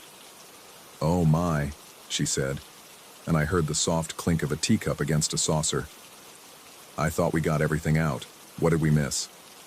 "A wooden chair. It's at the end of the upstairs hallway. There's a nameplate, E.H. 1963. The silence stretched long enough that I wondered if the call had dropped. When Mrs. Henderson spoke again, her voice had changed, carrying a tremor that hadn't been there before. "That chair shouldn't be there," she said. "We had it cremated with Edgar." The line went dead. I stood in my kitchen, phone still pressed to my ear, processing what she'd said. Cremated with Edgar. People were cremated. Objects were disposed of, donated, sold. But the phrase hung in my mind like smoke, refusing to dissipate. That night, I positioned myself at the top of the stairs with a view down the hallway. The chair sat in its usual spot, invisible in the darkness but present nonetheless. A weight I could feel even without seeing. I'd armed myself with a flashlight and a camera, determined to document whatever happened next. Nothing happened for hours. I dozed fitfully, jolting awake at imagined sounds, the flashlight heavy in my grip. At some point past midnight, exhaustion overwhelmed vigilance, and I surrendered to sleep. I woke to find myself sitting in the chair. The realization came slowly, filtering through layers of confusion. I was at the end of the hallway, seated with my back straight, hands resting on the armrests with formal precision. The flashlight lay on the floor beside me, its beam cutting a pale slash across the hardwood. My camera hung from its strap around my neck, the weight familiar but wrong. I tried to stand and found myself unable to move. Not paralyzed. My muscles responded to commands. My nerves functioned normally. But some deeper compulsion held me in place, as though the chair itself exerted a gravitational pull I couldn't overcome. I sat and watched the hallway stretch before me, feeling like an actor who'd forgotten his lines but remained on stage nonetheless. Minutes passed, or perhaps hours. Time felt negotiable in the darkness. Gradually, I became aware of another presence in the house. Not footsteps exactly, but the sense of displacement that accompanies movement through space. Someone, or something, was navigating the rooms below with the confidence of ownership. The presence climbed the stairs with deliberate slowness, each step announced by the soft protest of aging wood. I wanted to call out, to demand identification, but my voice seemed as immobilized as my body. I could only sit and wait as whatever shared my house made its way toward me. A figure emerged from the stairwell, silhouetted against the faint light from the windows below. Male, I thought, though the darkness made certainty impossible. He moved with the careful gait of advanced age, one hand trailing along the wall for support. As he drew closer, I caught the scent that preceded him, tobacco and aftershave, the cologne of an earlier generation. He stopped just outside the reach of my flashlight's beam, close enough that I could hear his breathing, labored but steady. When he spoke, his voice carried the weight of profound weariness. "You're in my spot." I tried to respond but found my throat sealed shut, my tongue thick and uncooperative. The figure stepped closer, and I caught a glimpse of his face in the reflected light, lined and weathered, with eyes that held the patient sorrow of a man who'd waited too long for something that might never come. 60 years I've been sitting in that chair, he continued, his voice barely above a whisper. Every night since they brought me home from the hospital, Margaret would bring me tea, and we'd talk about our day. After she went to bed, I'd sit and think about things. Our children, the grandchildren we never had, the life we'd built in this house. He paused, and in the silence, I heard the soft tick of a clock that shouldn't exist, the echo of routines long abandoned. "They took the chair when I died," he said. "Burned it up with me," Margaret said. "But some things don't burn, son. Some things keep coming back." The weight holding me in place began to lift, sensation returning to my limbs like blood flow resuming after numbness. I gripped the armrests and pushed myself to standing, legs trembling with the effort. The figure watched with something that might have been approval. "I don't want to hurt anybody," he said. "I just want to sit in my chair and remember what it felt like to be alive." I managed to find my voice, though it emerged as a croak. "What do you want from me?" "Nothing you can't give," he replied. "Just let me have my evenings. When the sun goes down, that chair belongs to me. During the day, you can move it wherever you like. But come nightfall, it needs to be right here, at the end of the hall where I can see everything I used to love." The proposal hung between us like a contract awaiting signature. I thought of Mrs. Henderson's trembling voice, of the impossibility of what I was experiencing, of the rational explanations that crumbled under the weight of direct experience. "And if I say no?" His smile was sad and patient. "Then we'll keep having conversations like this one until you understand that some agreements aren't really negotiations." I nodded, though I'm not sure he could see the gesture in the darkness. The figure began to fade. Not dramatically like special effects in movies, but gradually, like smoke dispersing in still air. Within moments, I stood alone in the hallway, my flashlight beam revealing nothing but empty space and the chair beneath me. That was 6 months ago. I've kept our arrangement, though I'm no longer certain who proposed it and who accepted. Each evening, I ensure the chair occupies its position at the end of the hall. Each morning, I'm free to move it wherever I choose, the basement, the garage, sometimes to the yard where neighbors can see it and wonder why I keep furniture outside. But I always return it before sunset. I've stopped questioning the logic of what happens after dark. Sometimes I hear the soft creak of wood as weight settles into the seat. Occasionally I catch the scent of old tobacco drifting through the house. Once I found a cup of tea cooling on the hallway table. A table I don't own, a cup I'd never seen before, both of which vanished by morning. The rational part of my mind insists this is madness, that grief and isolation and the stress of relocation have conspired to fracture my grasp on reality. Perhaps I'm the one sitting in the chair each night, lost in conversations with memory and shadow. Perhaps Mrs. Henderson never said what I think she said. Perhaps there was never a nameplate at all. But as evening approaches and I prepare to carry the chair upstairs, I find these questions matter less than they once did. The house feels peaceful now, no longer resistant to my presence but accepting of the arrangement we've made. I live here during the day, and Edgar Henderson reclaims his vigil when darkness falls. It's a peculiar kind of roommate situation, but it works. The only thing that troubles me now is the growing awareness that I'm not alone in my acceptance. Last week, while moving the chair from the kitchen to its evening position, I noticed something new carved into its underside. Fresh letters cut with amateur precision below Edgar's original nameplate, JM 2025. My initials. This year. I sit in the chair sometimes during daylight hours, testing its comfort, wondering what it will feel like when my time comes to be remembered, rather than to remember. The wood has grown warmer beneath my touch, more welcoming, as though it's learning the shape of new occupancy. Tonight, as I write this, I can hear footsteps in the hallway above. Slow, deliberate, familiar. Edgar has taken his position for another evening's remembrance, but I find myself listening for something else now, a second set of steps that might join his, the whispered conversation of two men who've learned to share space across the boundary between presence and absence. I wonder if the next owner will be as understanding as I've become. I hope so.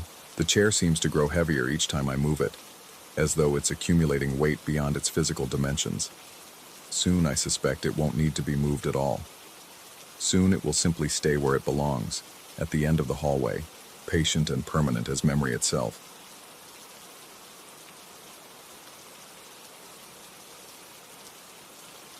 Story 8.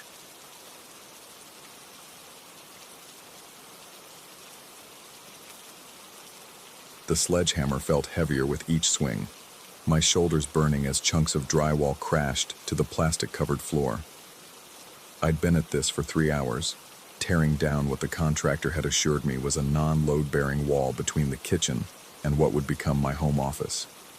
The apartment had good bones, he'd said, just needed some opening up.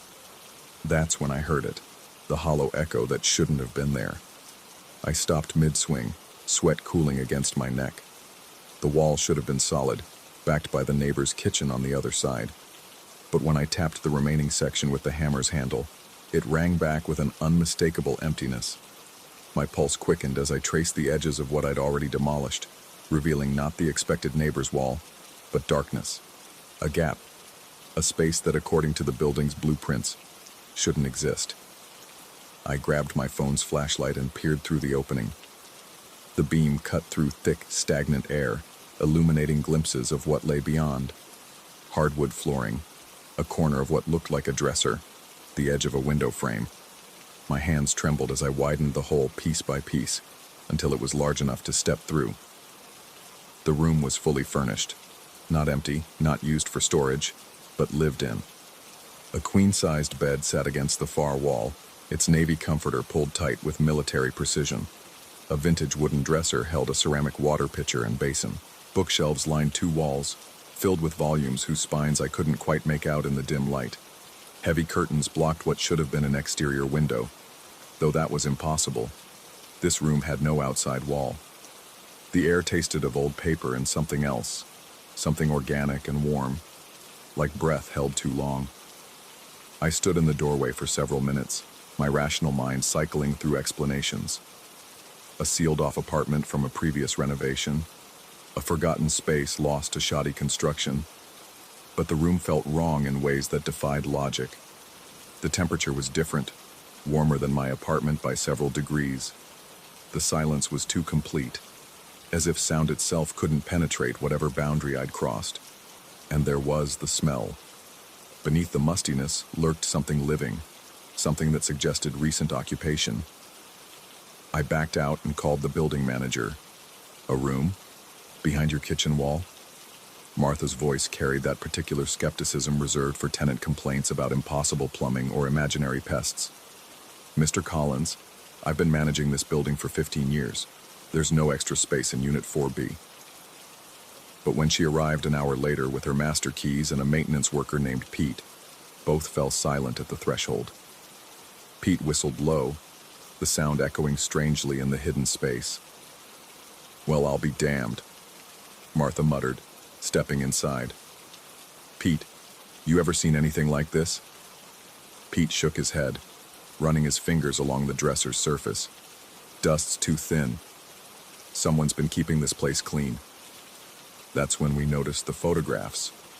They sat in simple frames on the dresser, black and white shots of the building from what looked like the 1960s, back when the neighborhood was still transitional. In one, a man in a dark coat stood on the front steps, his face turned slightly away from the camera. In another, the same figure, or someone remarkably similar, stood at what appeared to be a window, though the angle made it impossible to determine which one. "These aren't supposed to be here," Martha said, her voice smaller than usual. "Pete, check the electrical, see if this place is hooked up to anything." While Pete prodded at wall outlets with his voltage tester, I studied the bookshelves. The titles were an eclectic mix: psychology texts from the 70s, architectural surveys, books on building codes and city planning. Several volumes on the history of the neighborhood, annotated with careful margin notes in faded blue ink. One book was different, newer. A journal with a plain leather cover, sitting apart from the others on a small side table. I reached for it before thinking better of the impulse. "Don't touch anything," Martha said sharply. "We need to figure out who this belongs to before we go disturbing their things." But as we prepared to leave, Pete's voltage tester began beeping frantically near the bed. The wall showed no signs of electrical work, no visible outlets or switches, yet something was drawing power. The sound grew more insistent as he moved the device closer to the headboard. "That's not possible," he muttered. "There's current here, but I can't find the source." We sealed the opening with plastic sheeting that night. Martha promised to research the building's construction history, check for any forgotten units or administrative oversights.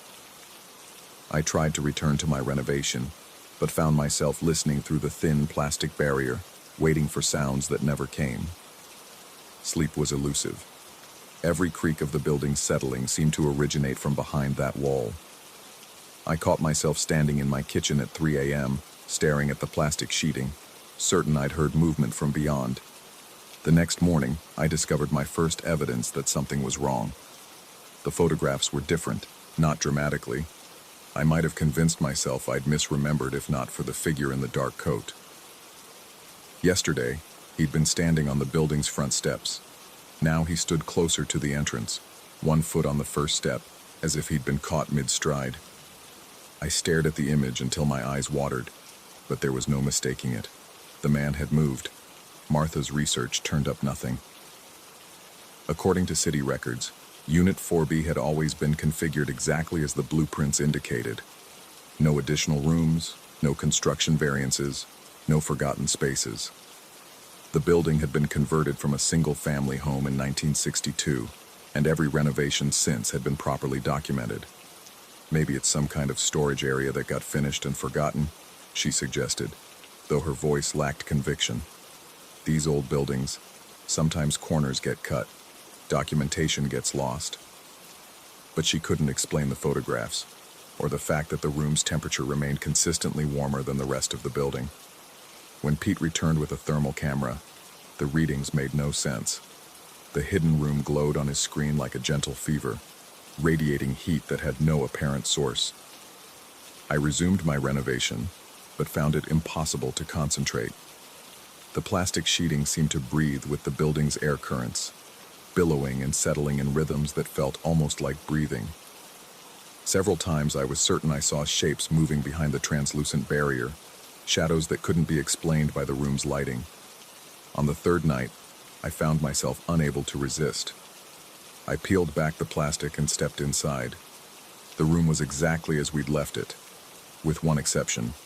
The journal now lay open on the bedside table, its pages spread to reveal dense handwriting in that same faded blue ink. I approached cautiously, my phone's flashlight illuminating careful cursive text. The entries were dated starting from 1962 and continuing through the decades. Each entry was brief, noting observations about the building, its residents, the changes in the neighborhood.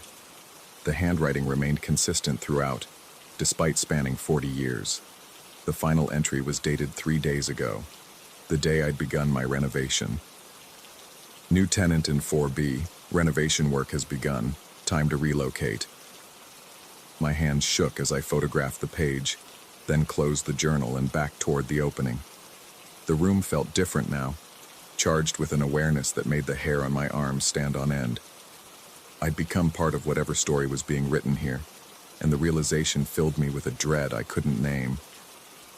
Over the following days, the changes became more pronounced. The photographs continued their subtle progression, the man in the dark coat moving closer to the building's entrance with each passing night.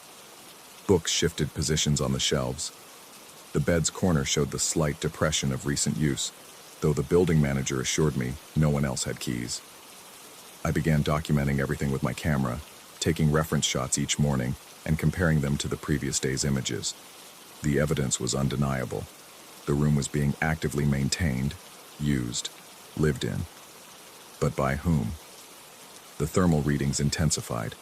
Pete's instruments detected not just heat, but something resembling air circulation patterns, as if the room possessed its own atmospheric system.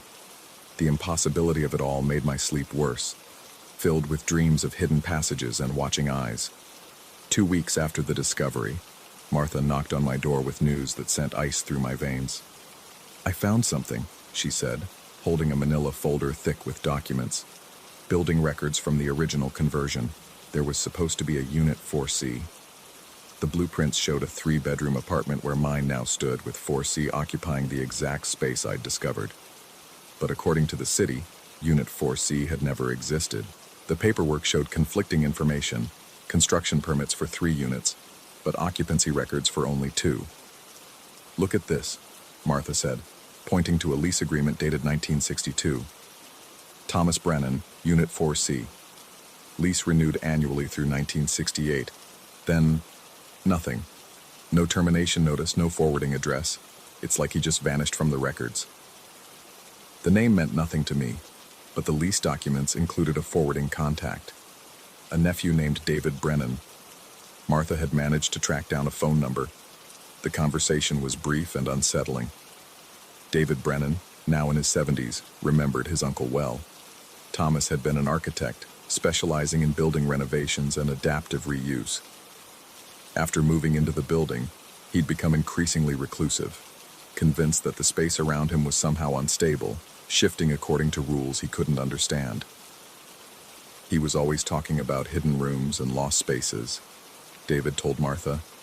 Said buildings had memories, and sometimes those memories didn't want to be forgotten. The family thought he was having some kind of breakdown. Then one day he just wasn't there anymore. The landlord said he'd moved out, but he left everything behind, even his car. That night I found the courage to examine the journal more thoroughly. The entries painted a picture of growing obsession. Thomas Brennan had discovered inconsistencies in the building's structure shortly after moving in. Walls that seemed thicker than they should be. Rooms that felt larger from the inside than their exterior dimensions allowed. He'd begun measuring, documenting, creating detailed architectural surveys that revealed impossible geometries.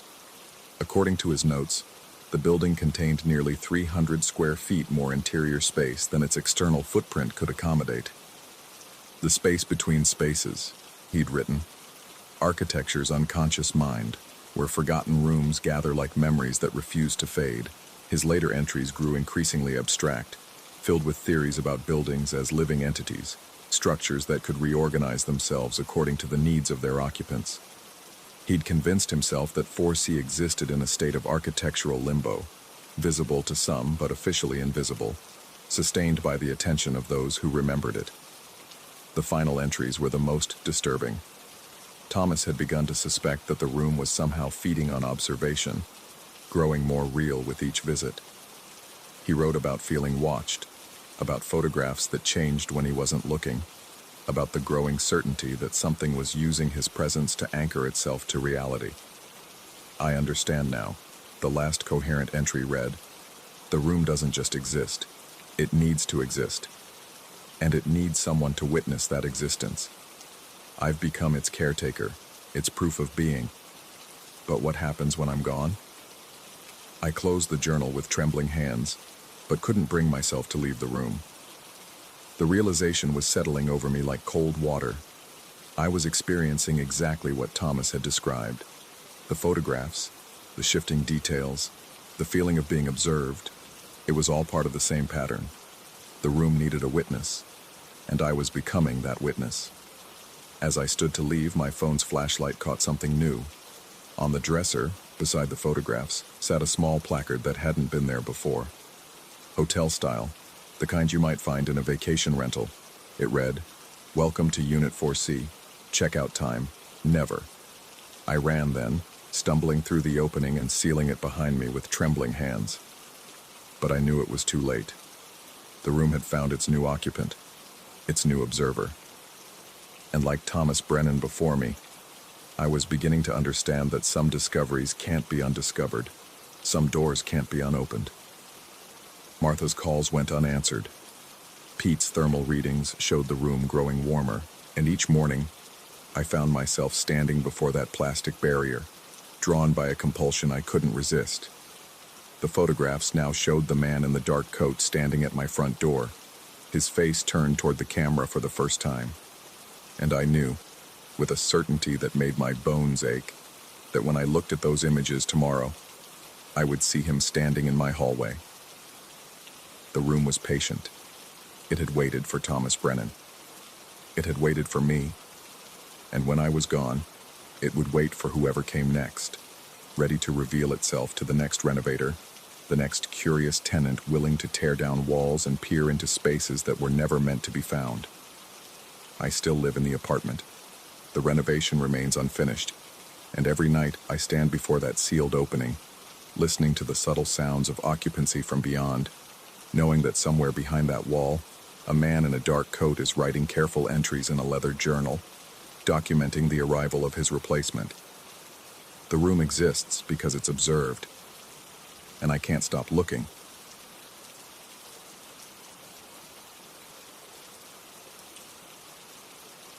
Story 9.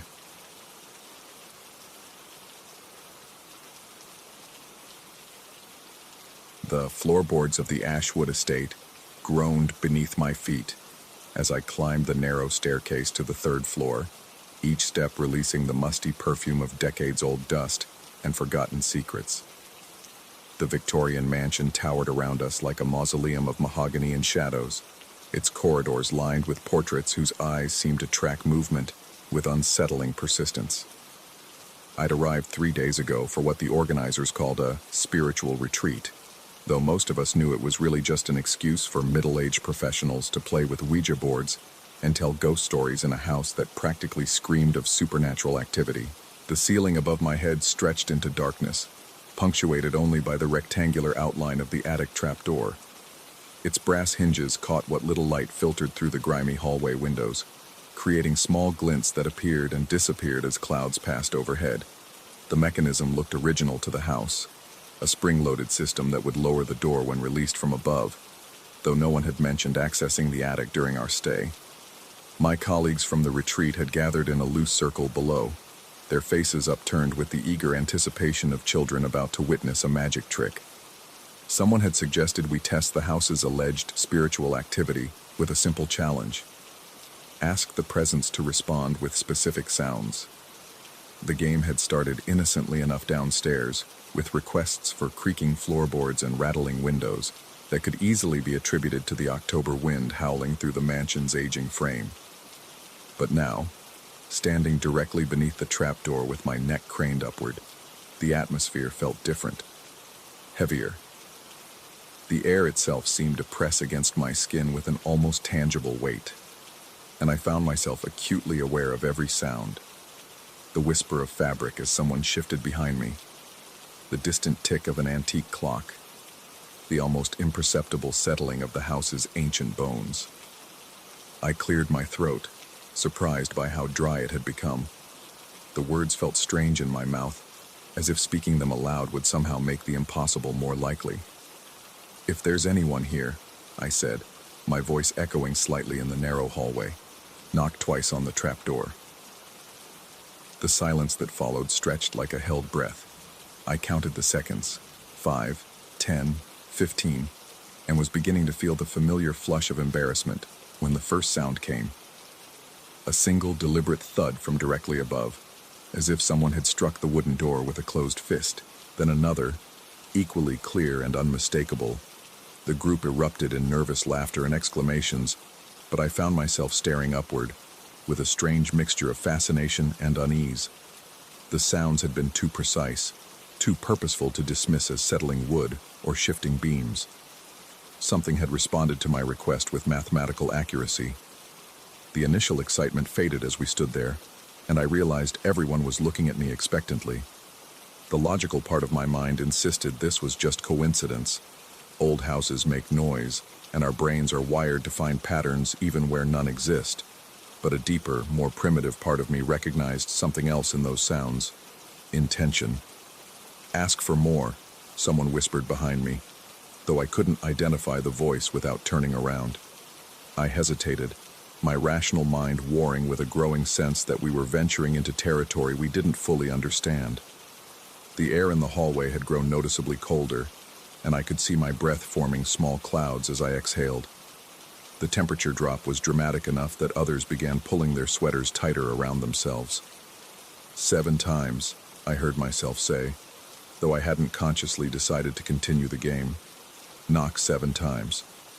What followed was a symphony of sounds that would replay in my mind for weeks afterward.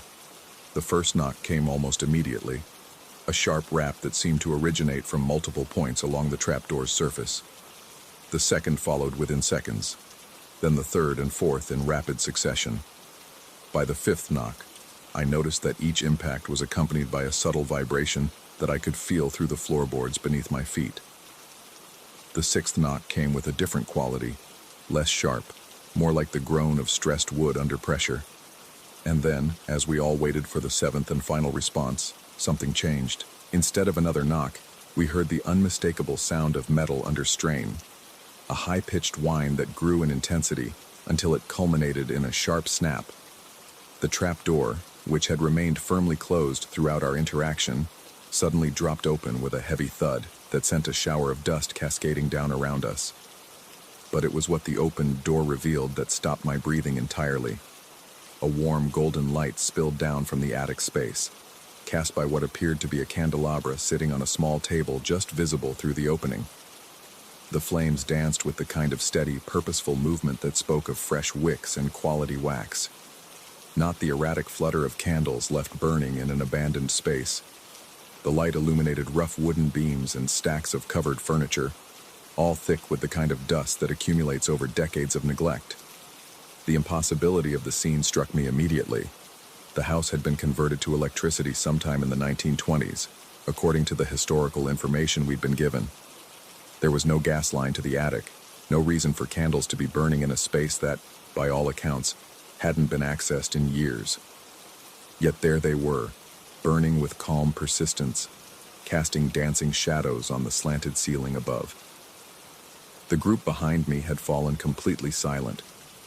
I could hear their breathing, quick and shallow, and the subtle rustle of clothing as they pressed closer to get a better view. But no one spoke, as if putting words to what we were seeing might somehow make it more real, or more impossible. I found a ladder in a storage closet down the hall, my hands shaking slightly as I carried it back to position it beneath the opening.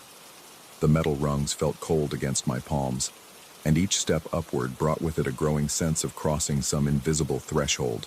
The air grew warmer as I climbed, carrying scents that had no business existing in an abandoned attic: beeswax, old paper, and something else I couldn't quite identify, sweet and slightly cloying. When my head cleared the floor level, I found myself looking into a space that defied every expectation I'd formed about the mansion's upper reaches. The attic was larger than it should have been, stretching back into shadows that seemed too deep for the house's actual dimensions.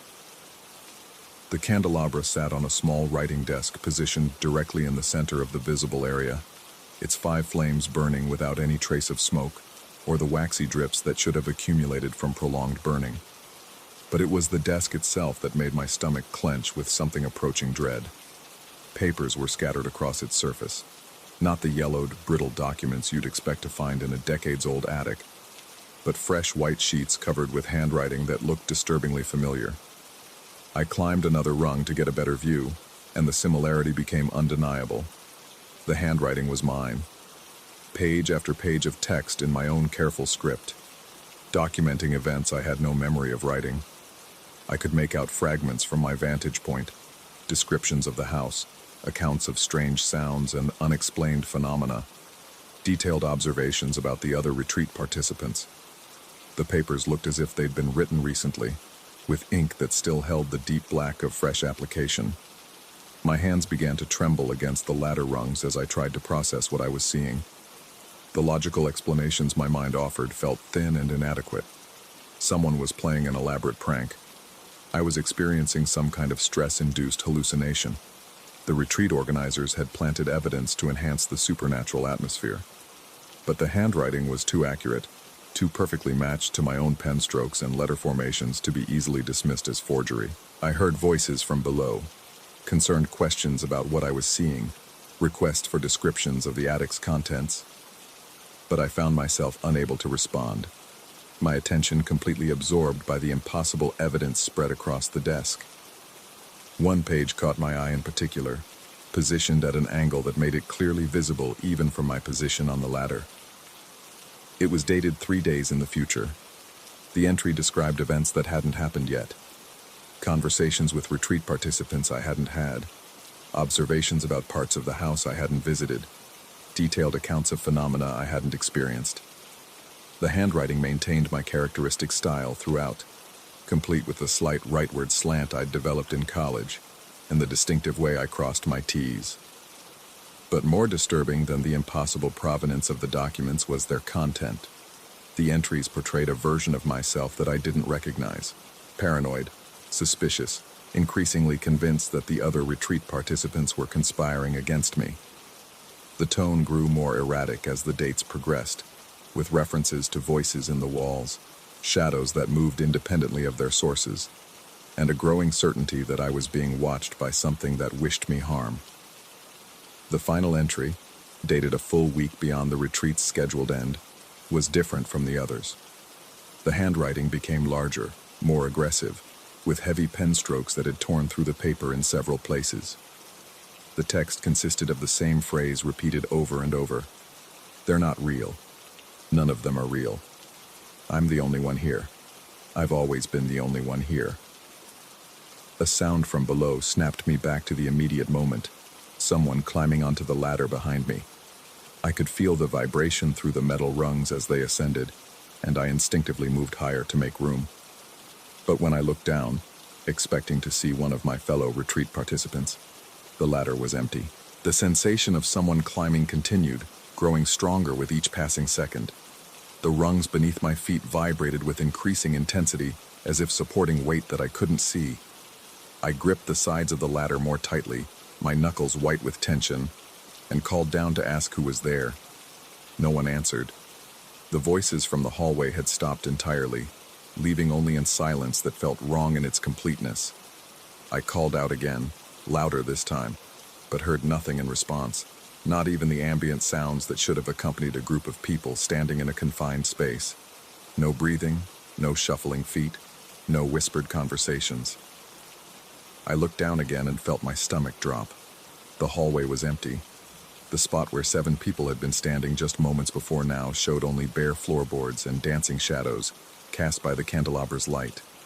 I blinked hard, hoping to clear some trick of perspective or lighting, but the emptiness remained absolute. They hadn't left quietly. They had simply vanished, as completely as if they'd never been there at all.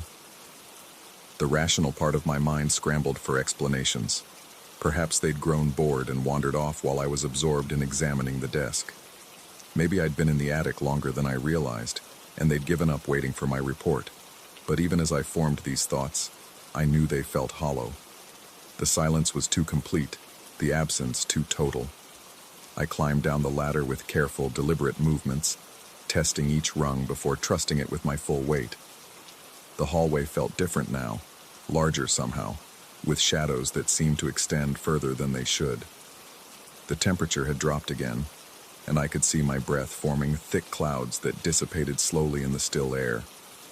I walked to the main staircase and called out, my voice echoing through the mansion's corridors. The sound seemed to travel too far, bouncing off walls and ceilings before fading into a silence that felt almost aggressive in its persistence. I tried calling specific names, but each attempt was swallowed by the house's oppressive quiet. Room by room, I searched the mansion's common areas. The main sitting room where we'd gathered for meals and evening discussions stood empty, the furniture arranged exactly as it had been when we'd first arrived. The kitchen showed no signs of recent use, no dirty dishes, no abandoned coffee cups, no evidence that anyone had prepared or consumed food in recent hours. Even our personal belongings seemed to have vanished, leaving behind only the mansion's original furnishings and decor. By the time I'd completed my search of the first floor, a new possibility had begun to take shape in my mind, one that I resisted with every fiber of my rational thinking. The retreat participants hadn't disappeared. They had never existed at all. I returned to the hallway beneath the still open trapdoor, staring up at the candelabra's persistent flames. The light seemed brighter now, casting sharper shadows and illuminating details I hadn't noticed before. I could see more papers scattered around the desk, and what appeared to be additional items I hadn't observed during my first ascent.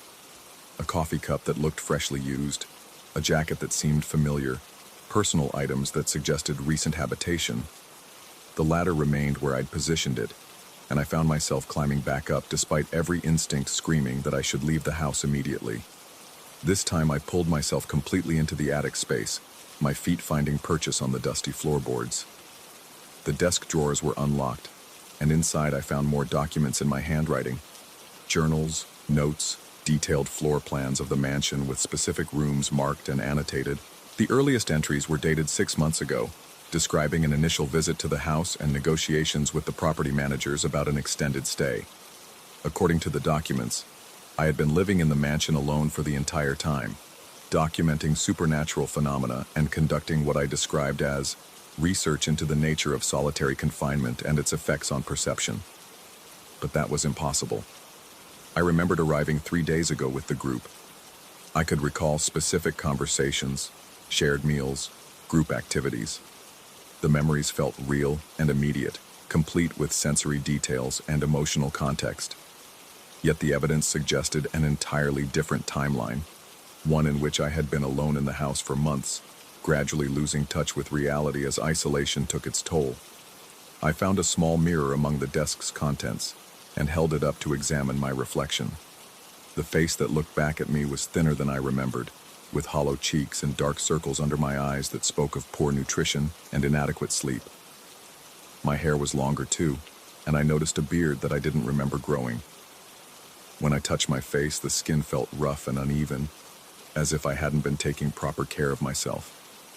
The candles continued to burn with their impossible steadiness, casting dancing shadows that seemed to move independently of the flames. I found myself studying those shadows, looking for patterns or signs of meaning, and realized with growing horror that this was exactly the kind of behavior the later journal entries had described. I was becoming the paranoid, obsessive person documented in my own handwriting. But which version was real? The memories of companionship and group activities felt authentic, but the physical evidence suggested months of solitary residence. The journal entries portrayed a gradual descent into isolation-induced madness, but I felt lucid and rational in the present moment. Both narratives seemed equally valid and equally impossible. I climbed back down to the hallway, leaving the trapdoor open and the candles burning. The mansion stretched around me like a labyrinth of empty rooms and unanswered questions. Every shadow might hide evidence of my extended stay. Every corner might reveal clues to the truth about my presence here. But I was no longer certain. I wanted to discover what that truth might be. The silence pressed against my eardrums as I stood beneath the open trapdoor, looking up at the impossible light. 7 knocks I had requested, and 7 responses I had received, though the final answer had come in the form of revelation rather than sound. The spring had broken not from supernatural intervention, but from months of repeated use by someone who had been playing this game alone, talking to empty air, documenting conversations that existed only in an increasingly fractured mind. Or perhaps the spirits were real, and everything else was the delusion. In the end, the distinction no longer seemed to matter. The candles continued to burn, the house continued its patient waiting, and somewhere in the space between memory and madness, I continued to exist, uncertain of what was real, but absolutely certain that I would remain in the mansion until I found out. The truth, whatever it might be, was waiting in the shadows between the candlelight and the darkness, just beyond the reach of rational explanation.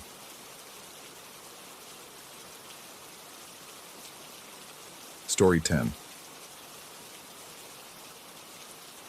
The kitchen clock read 2:47 a.m. when I heard the first whisper of something wrong.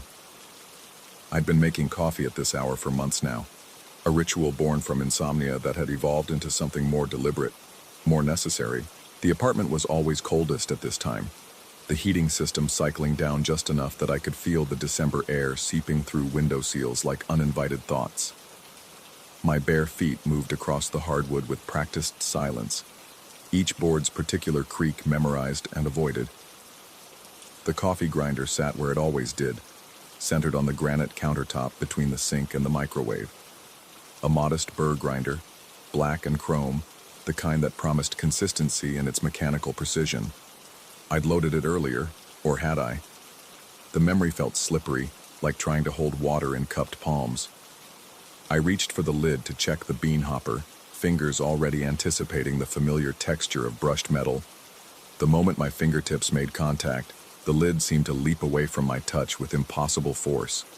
It launched in a perfect arc, tumbling through the air with an almost deliberate grace. Not the chaotic trajectory of something dropped or fumbled, but something following a predetermined path. The lid traced a parabola from the counter to the microwave, where it struck the door with a soft ping. It bounced once, twice, the metal surface catching the under-cabinet LED strips and throwing brief flashes of light across the ceiling. In those strobing moments, I could swear the lid was tracing a figure 8 in the air, the mathematical precision of its movement so exact it seemed rehearsed. Then it fell, landing with a gentle click on the digital kitchen scale beside the coffee station. The scale's display flickered to life. 47.3 grams. I stared at the numbers, my breath forming small clouds in the suddenly frigid air. 47.3 grams. The exact weight of the Ethiopian beans I'd ground 3 weeks ago for a morning cup I never finished making. I knew this because I'd written it down, part of my methodical approach to perfecting my extraction ratio. The notebook still sat in the drawer beneath the scale, filled with my careful handwriting, documenting water temperatures, grind settings, and bean weights. But how could I remember that number so precisely? And why was my scale even on? I lifted the lid from the scale's platform. The display reset to 0, then flickered briefly through a sequence of random numbers before settling back to darkness. My hands shook as I placed the lid back on the grinder, the metal suddenly feeling too warm, too heavy. The beans in the hopper were a different variety entirely, a dark Colombian roast I'd bought yesterday. Or had I? Time seemed to fold in on itself as I tried to reconstruct the timeline. The Ethiopian beans had been weeks ago, definitely. I remembered the bitter disappointment of oversleeping and letting that carefully measured coffee grow cold on the counter. I pressed the grinder's power button. The motor hummed to life with its familiar whir, but underneath the mechanical noise, I heard something else. A rhythm that didn't belong, like footsteps on carpet, muffled and deliberate.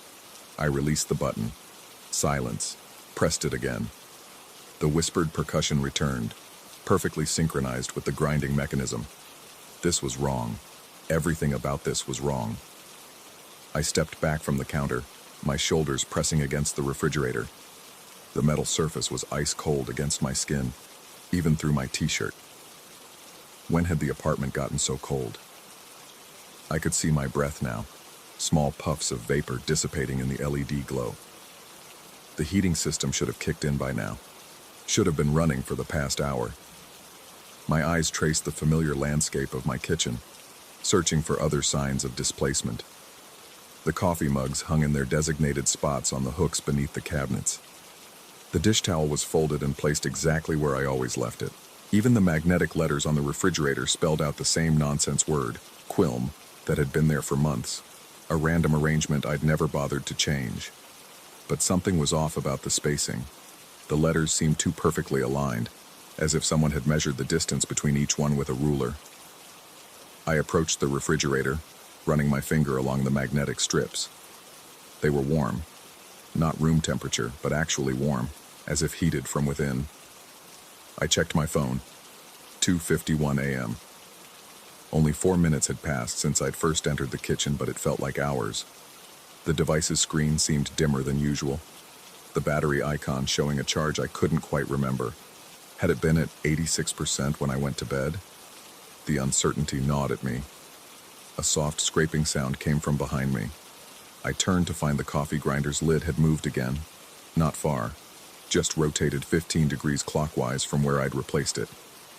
The chrome catch that normally secured it to the housing was perfectly aligned with a scratch in the granite countertop, a mark I'd never noticed before. My breathing quickened. Each exhale formed larger clouds now, the temperature dropping with impossible speed. I could hear the refrigerator's compressor cycling on and off in a rhythm that seemed too fast, too urgent. The LED strips under the cabinets flickered once, casting brief shadows that moved independently of any light source I could identify. I needed to document this, to create some kind of record that would prove to my morning self that these events had actually occurred. I pulled out my phone and opened the camera app, but the viewfinder showed nothing unusual. The kitchen looked normal through the lens. Warm lighting, properly positioned objects. No visible breath clouds despite the Arctic air I could feel raising goosebumps on my arms. That's when I noticed the notebook. The same notebook where I recorded my coffee measurements had been moved. It now sat open beside the grinder, pages fluttering despite the absence of any breeze.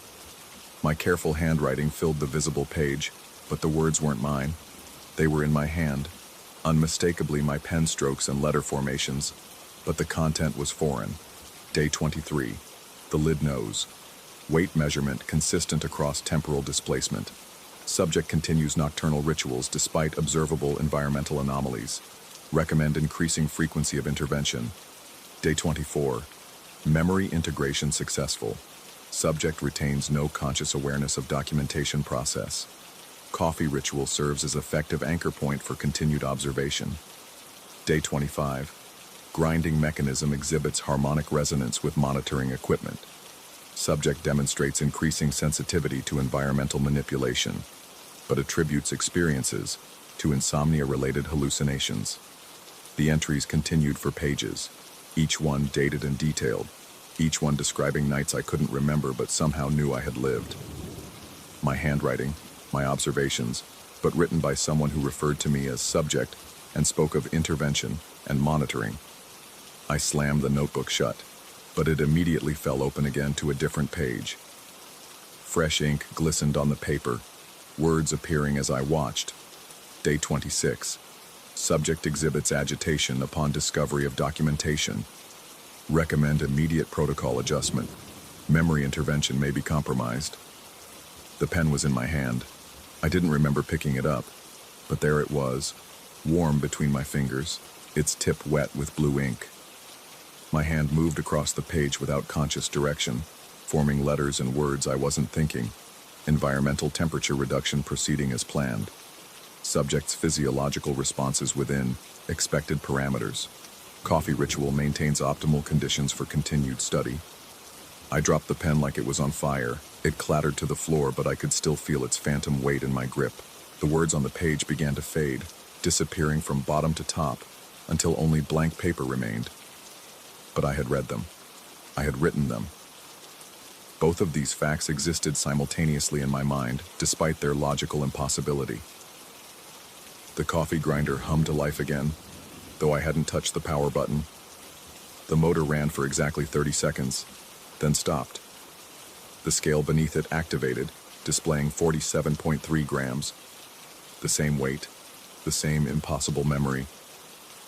I backed toward the kitchen doorway, my body moving with liquid terror despite my mind's attempts to rationalize what I was experiencing. The apartment's central heating finally kicked in, flooding the space with warm air that felt shocking against my ice-numbed skin. Within seconds, the temperature returned to normal. The LED strip stopped flickering. The grinder fell silent. But the scale still glowed. 47.3 grams. I fled to the living room, my feet slapping against the hardwood with none of the careful silence I'd maintained earlier. The familiar space felt different now, too large, too dark, filled with shadows that moved independently of the streetlight filtering through the windows. I collapsed onto the couch, pulling a blanket around my shoulders despite the returning warmth. Sleep was impossible. I spent the remaining hours until dawn staring at the kitchen doorway, waiting for some sign that the impossible events had continued in my absence. But morning brought only silence and the mocking normalcy of sunlight. When I finally returned to make my usual coffee, everything was exactly as it should be. The grinder sat in its proper position, lid secure. The scale was off. The notebook contained only my legitimate coffee notes, written in my handwriting with dates and measurements that made perfect sense. But in the margin of the last entry, in handwriting that was almost but not quite my own, someone had written, "See you tonight." I made my coffee with beans I'd never bought before, ground to a setting I didn't remember adjusting, with water heated to a temperature that shouldn't have been optimal, but somehow was. The resulting cup was perfect, better than any coffee I'd ever made. I couldn't taste it, and tonight, despite every rational thought screaming against it, I know I'll return to the kitchen at 2:47 a.m. Not because I want to, but because the ritual demands it. Because someone, or something, is waiting for me there, armed with my own handwriting and memories I can't trust. The weight of 47.3 grams has become the weight of my certainty that nothing I remember can be trusted, and everything I've forgotten might be true. The lid is calling, and I will answer.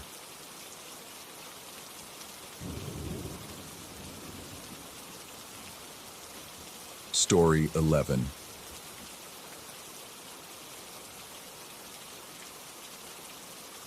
The air down here tastes like rust and forgotten time.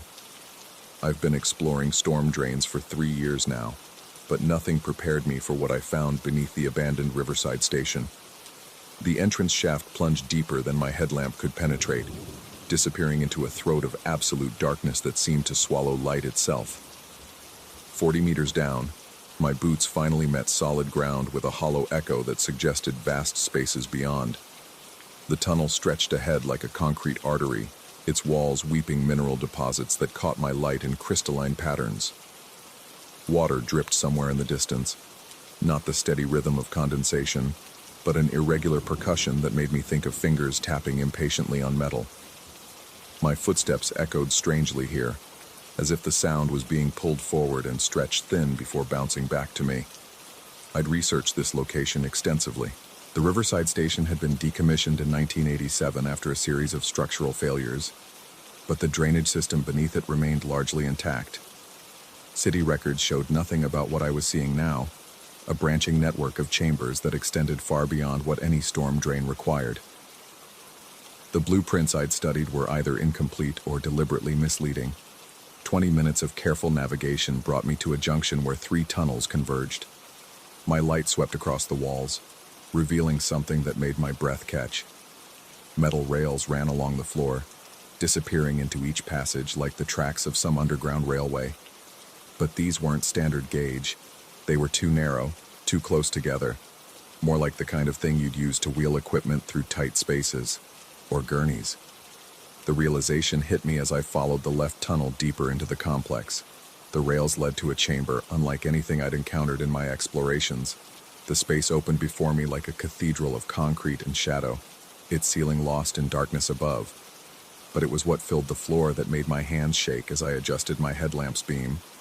Tables, dozens of them, arranged in precise rows that stretched back into the gloom. Metal tables with wheels, their surfaces stained with decades of rust and something darker that I didn't want to identify. Each one was perfectly positioned, as if someone had taken great care in their arrangement. The rails I'd been following split into a network of tracks that connected every table, a circulatory system of metal and purpose. I approached the nearest table slowly, my footsteps unnaturally loud in the vast silence. The metal frame was corroded but intact, its wheels seized with age and neglect. When I ran my fingers along its edge, the surface felt cold in a way that had nothing to do with the underground temperature. There were grooves worn into the metal, parallel scratches that could have been from restraints or repeated use. A morgue. This had been a morgue. But what was a morgue doing this deep beneath a transit station? And why was it still here, preserved like some monument to forgotten procedures? I pulled out my phone to take pictures, but the screen showed no signal bars. Not surprising at this depth, but the device felt strangely heavy in my hands, as if the air itself was pressing down on everything. I moved to examine another table, this one positioned at the center of the formation. Unlike the others, its wheels weren't seized. When I placed my hands on its surface and gave it an experimental push, it rolled forward with surprising ease. The wheels turned smoothly, their bearings apparently protected from the worst of the corrosion. That's when I heard it. A sound like grinding metal, rhythmic and deliberate. It seemed to come from everywhere at once, echoing off the concrete walls and ceiling. I froze, listening intently, trying to pinpoint its source. The sound repeated, a harsh squeal followed by a moment of silence. Then again, other wheels, other tables moving. I swept my light across the chamber, but nothing seemed different. The tables stood in their ordered rows, motionless and dark, but the sound continued, a symphony of rusty bearings and protesting metal that matched the rhythm of my own heartbeat. I pushed the table again, just slightly, and the phantom chorus responded immediately. Every movement I made was echoed by invisible counterparts, somewhere in the darkness. The logical part of my mind offered explanations. Acoustic properties of the chamber, vibrations traveling through the floor, settlement of old metal under temperature changes. But logic felt thin down here, overwhelmed by the weight of too much silence and too much space. I began to walk among the tables, my light revealing details that shouldn't have been there, fresh scratches in the metal, wheels that had been recently oiled, surfaces that showed signs of cleaning, as if someone had been maintaining this place. The air carried scents that had no business being 40 meters underground, disinfectant, bleach, and something organic that made my stomach turn. Each table I examined told the same story of impossible maintenance. This wasn't an abandoned facility, it was being used. My phone buzzed suddenly, startling me so badly that I nearly dropped it. The screen showed a message, though I knew I had no signal down here. The text was simple. You shouldn't be here. I stared at the words until they seemed to blur and shift on the screen. When I blinked and looked again, the message was gone. The phone showed nothing but the standard no signal icon and a timestamp that couldn't be right. It claimed I'd been underground for 4 hours, but I'd only descended 30 minutes ago. The sound of wheels moving had stopped, but now I became aware of something else. Breathing. Slow, measured inhalation and exhalation that seemed to come from every direction at once. I held my own breath, listening intently, but the sound continued. It was too regular to be wind through the tunnels, too deliberate to be anything but human. I wasn't alone down here. My light swept frantically across the chamber, searching for movement, for any sign of another person. The beam revealed nothing but tables and shadows, but the breathing persisted. It seemed to be getting closer, though I couldn't determine from which direction. The acoustics of the space made it impossible to locate the source with certainty. That's when I noticed the footprints. They were subtle, barely visible in the fine layer of dust that coated the floor. But they were there, shoe prints that weren't mine, leading from the entrance I'd used to various points throughout the chamber. Some were fresh enough that they could have been made hours ago, while others showed the settled dust patterns of days or weeks. Someone had been coming here regularly. I followed one set of prints toward the back of the chamber, where the darkness seemed thicker, and my light struggled to penetrate. The tracks led to a table that stood apart from the others, positioned against the far wall like some kind of altar. This one was different. Newer, cleaner, with wheels that gleamed as if they'd been polished recently. On its surface lay a clipboard. The paper was yellow with age, but the writing was fresh, done in blue ink that hadn't had time to fade. It was a list of names, 20 or 30 entries with dates beside them. The most recent entry was from yesterday, and the name written there made my blood freeze. My name, my full name, complete with middle initial. Below it, in the same careful handwriting, was a single word: scheduled. I dropped the clipboard, backing away from the table so quickly that I stumbled. The metal clattered on the concrete floor, the sound echoing endlessly through the chamber. As the echoes faded, they were replaced by something else, the squeal of wheels moving, getting closer. My light revealed nothing, but I could hear them clearly now.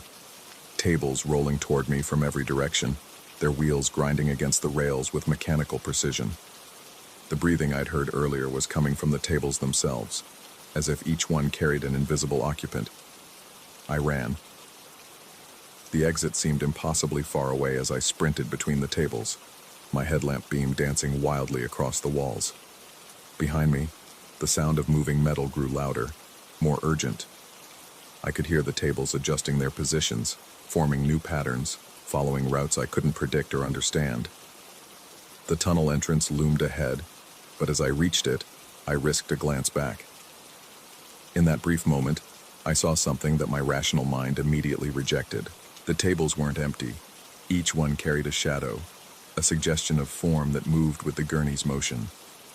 The shadows turned to watch me as I fled, and I could swear I saw recognition in their featureless faces. The climb back to the surface took an eternity.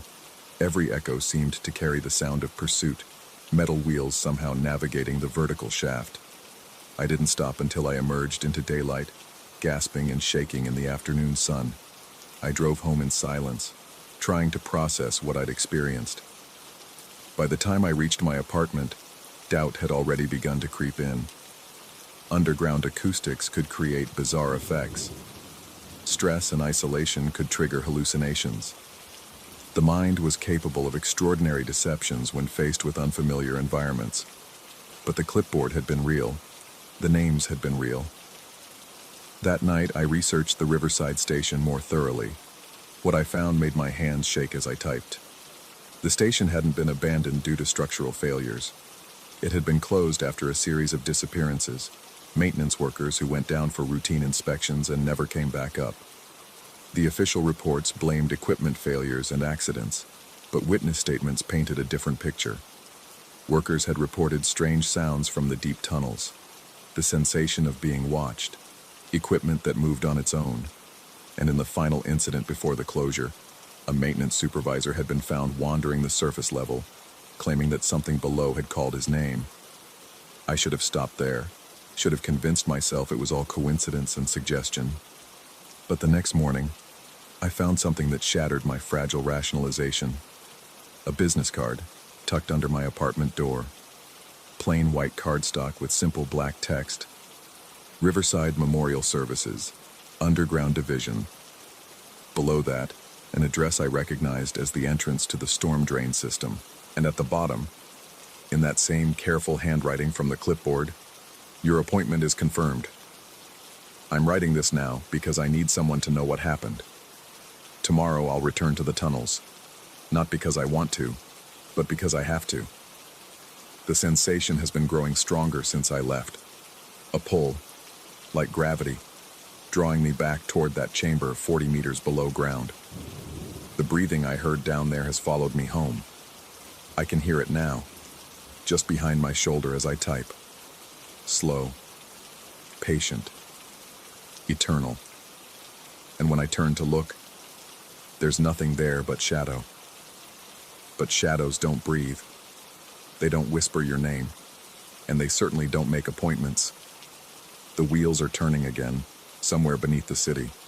I can hear them through the floor, through the walls, through the spaces between my thoughts. They're moving into formation, preparing for my return. The table with my name on it is waiting, its surface polished and ready. I just hope when I go back down there tomorrow that I'll still be the one doing the walking. Story 12. The silence of an empty theater has a weight to it, pressing down like velvet curtains drawn too tight. After 15 years running the Orpheum, I should be used to it by now.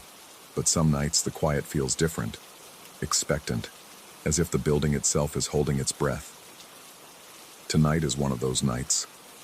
The last patron left 40 minutes ago, shuffling out into the October drizzle that's been falling since sunset. Mrs. Henderson probably, though I didn't look up from the concession cleanup to confirm. She comes every Tuesday for the 7 o'clock showing, always sits in seat H12, always leaves a few minutes before the credits roll. Creatures of habit. We theater people. I'm stacking the last of the candy boxes when I hear it, the mechanical whir of the projector spinning to life. The sound cuts through the empty lobby like a blade, sharp and impossible. I left that machine powered down. I always power it down. My sneakers squeak against the worn carpet as I climb the narrow stairs to the projection booth, each step sending a small echo bouncing off the walls. The Orpheum was built in 1948, and every board in this place creaks with decades of settling. But tonight the sounds seem amplified, as if the building is announcing my presence to something unseen. The booth door stands slightly ajar, though I'm certain I closed it. The familiar smell hits me as I push inside, ozone and heated metal, the scent of machinery running hot. The projector hums steadily, its lamp casting a cone of brilliant white light through the port window down to the empty screen below. I check the feed mechanism. 3 frames. 3 frames past the splice marker I placed years ago to mark the exact spot where the 1952 print of The Lady in White burned during a projection accident. The film never made it back to the distributor. Too damaged, they said. Keep it or throw it away. I kept it, stored it in the climate-controlled vault downstairs with the other relics that theaters like mine accumulate over the decades. My hands shake slightly as I power down the projector. This is the 4th time this month. Always during empty showings.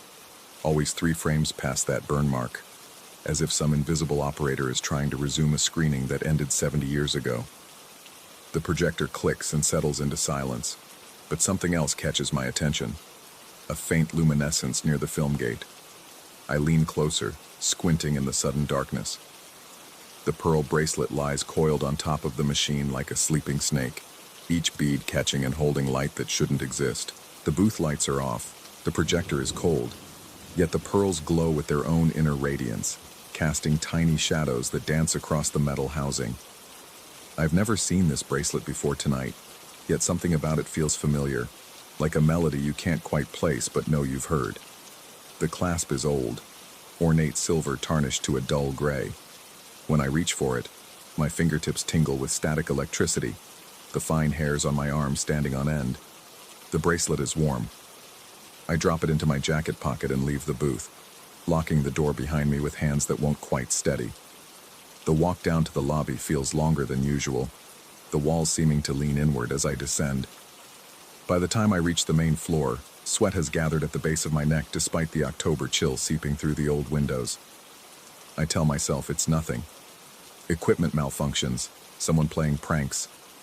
Old buildings make their own strange rules. But as I lock up and walk to my car, I can feel the weight of the bracelet in my pocket, and I swear I can hear something from inside the theater. Not quite music, Not quite voices, but something in between, drifting through the walls like smoke. The next morning brings bright sunlight, and the sort of crisp clarity that makes the previous night's events seem distant and foolish. I arrive early to prep for the day's showings, telling myself I'll solve the projector mystery with proper troubleshooting. Faulty timer maybe, moisture in the electrical system. Perfectly rational explanations exist for everything. The bracelet sits on my desk where I left it, no longer glowing but somehow still commanding attention. In daylight it looks ordinary, expensive certainly, but just jewelry. The pearls are lustrous and well-matched, the sort of piece that might have adorned some society lady decades ago.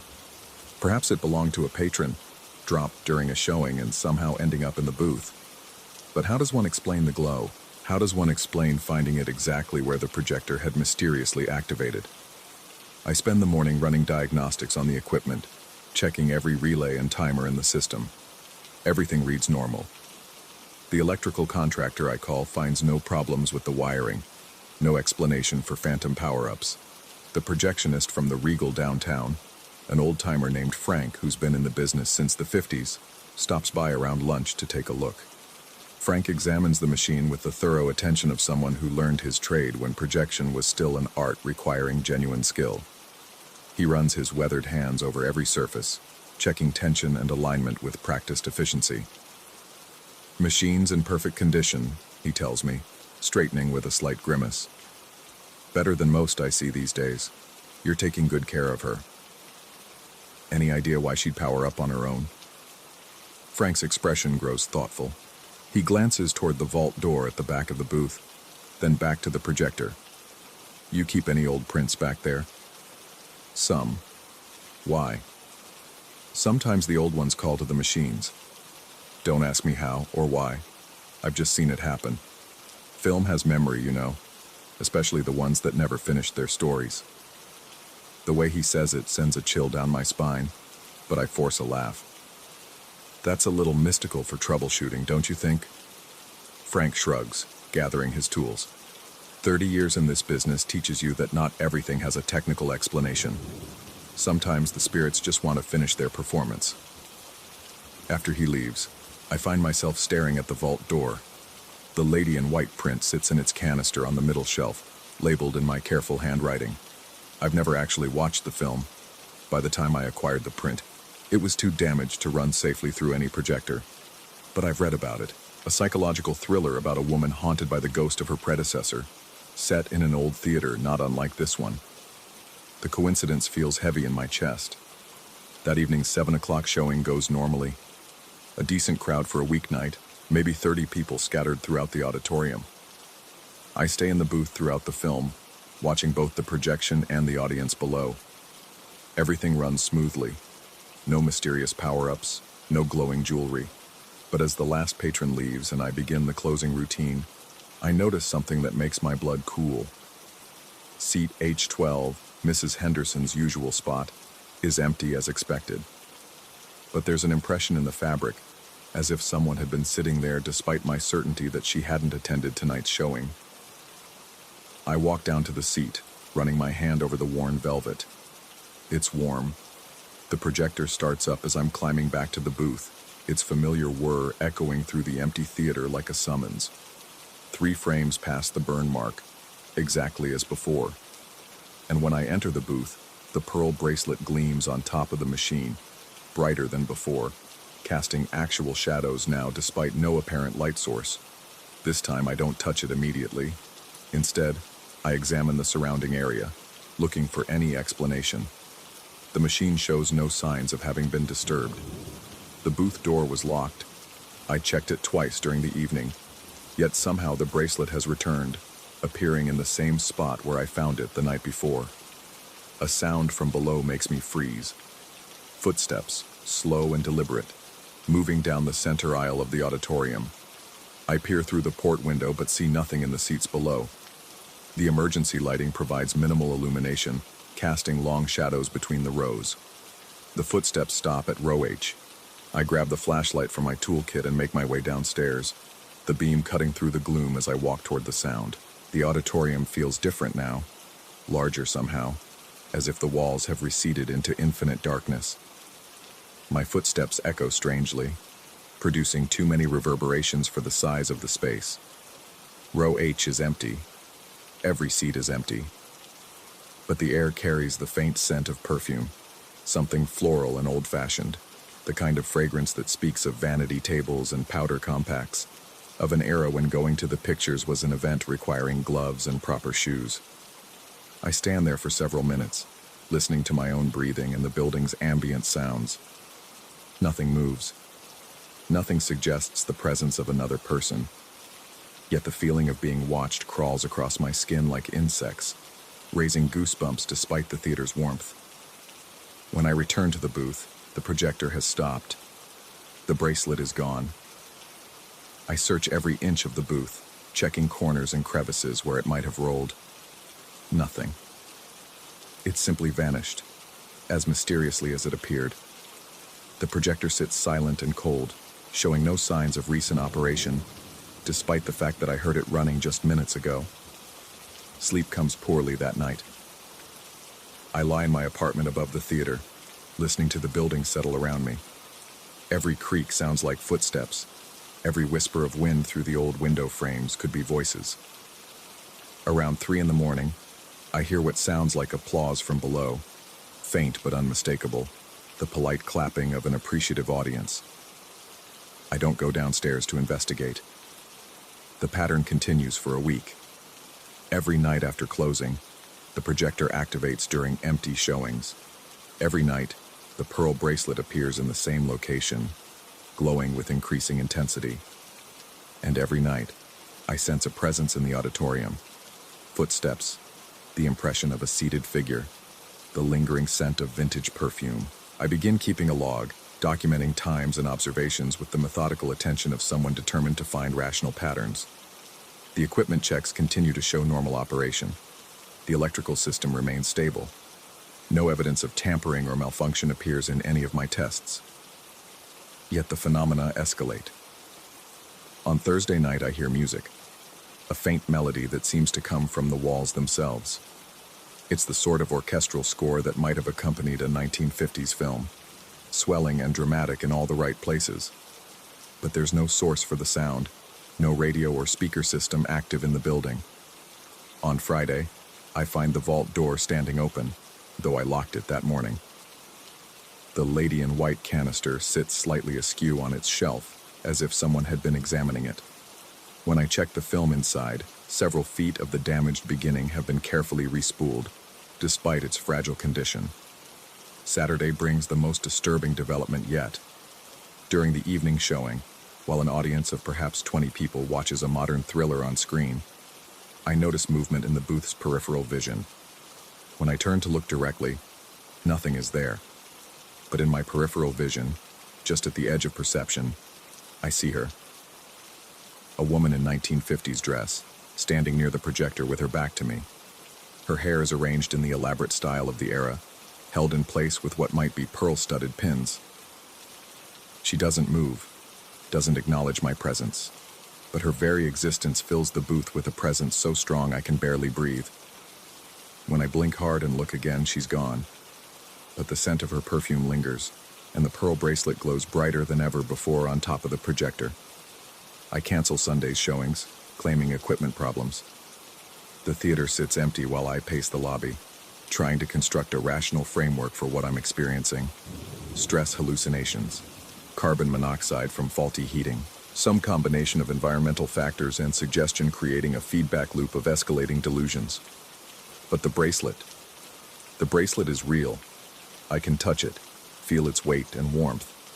Whatever is happening here extends beyond the boundaries of my own mind. That evening, I make a decision that feels both inevitable and terrifying.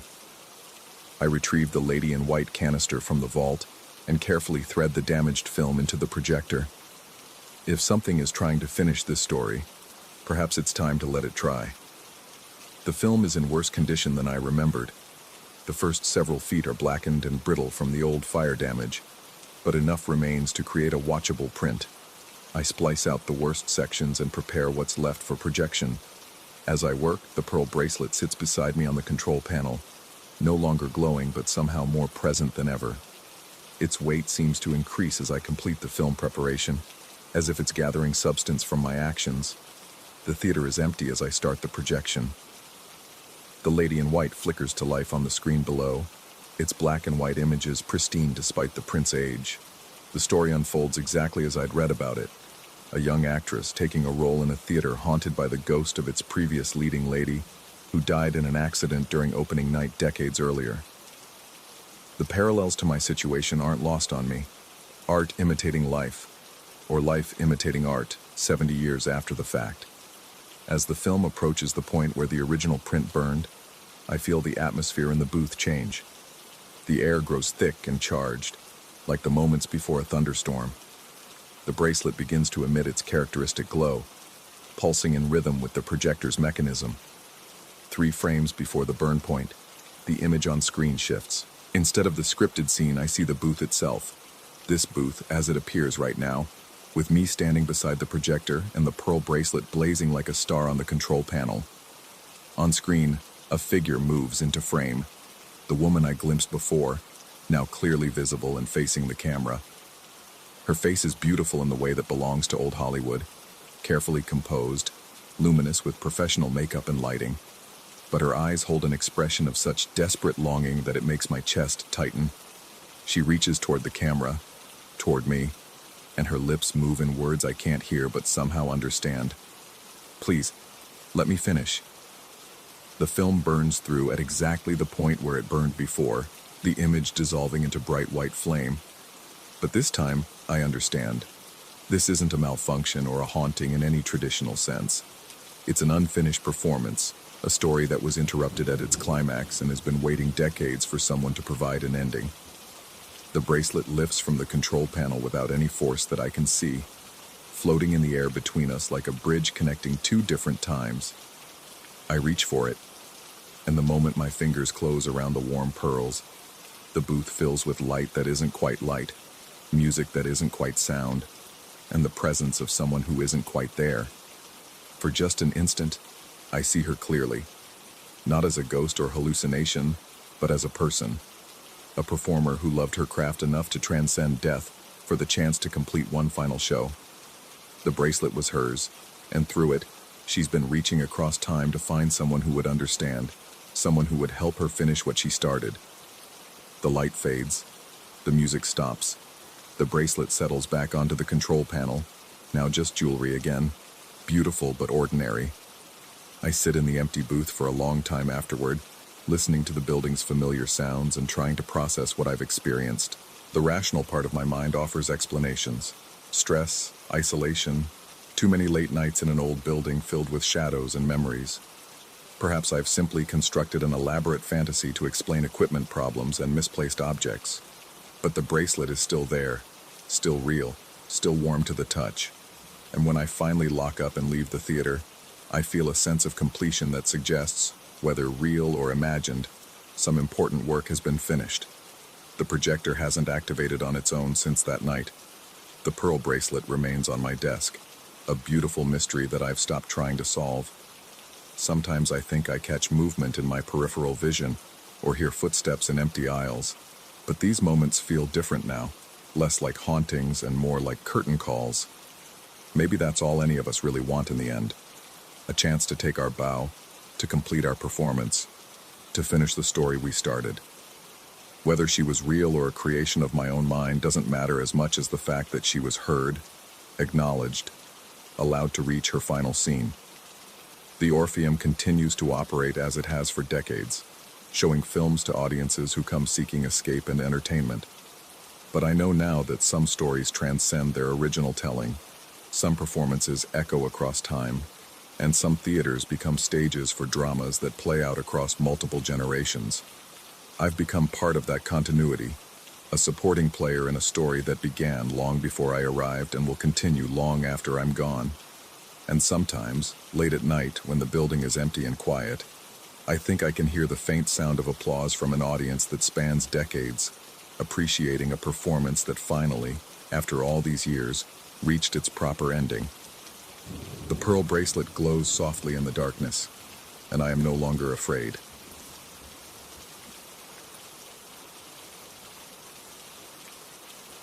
Story 13.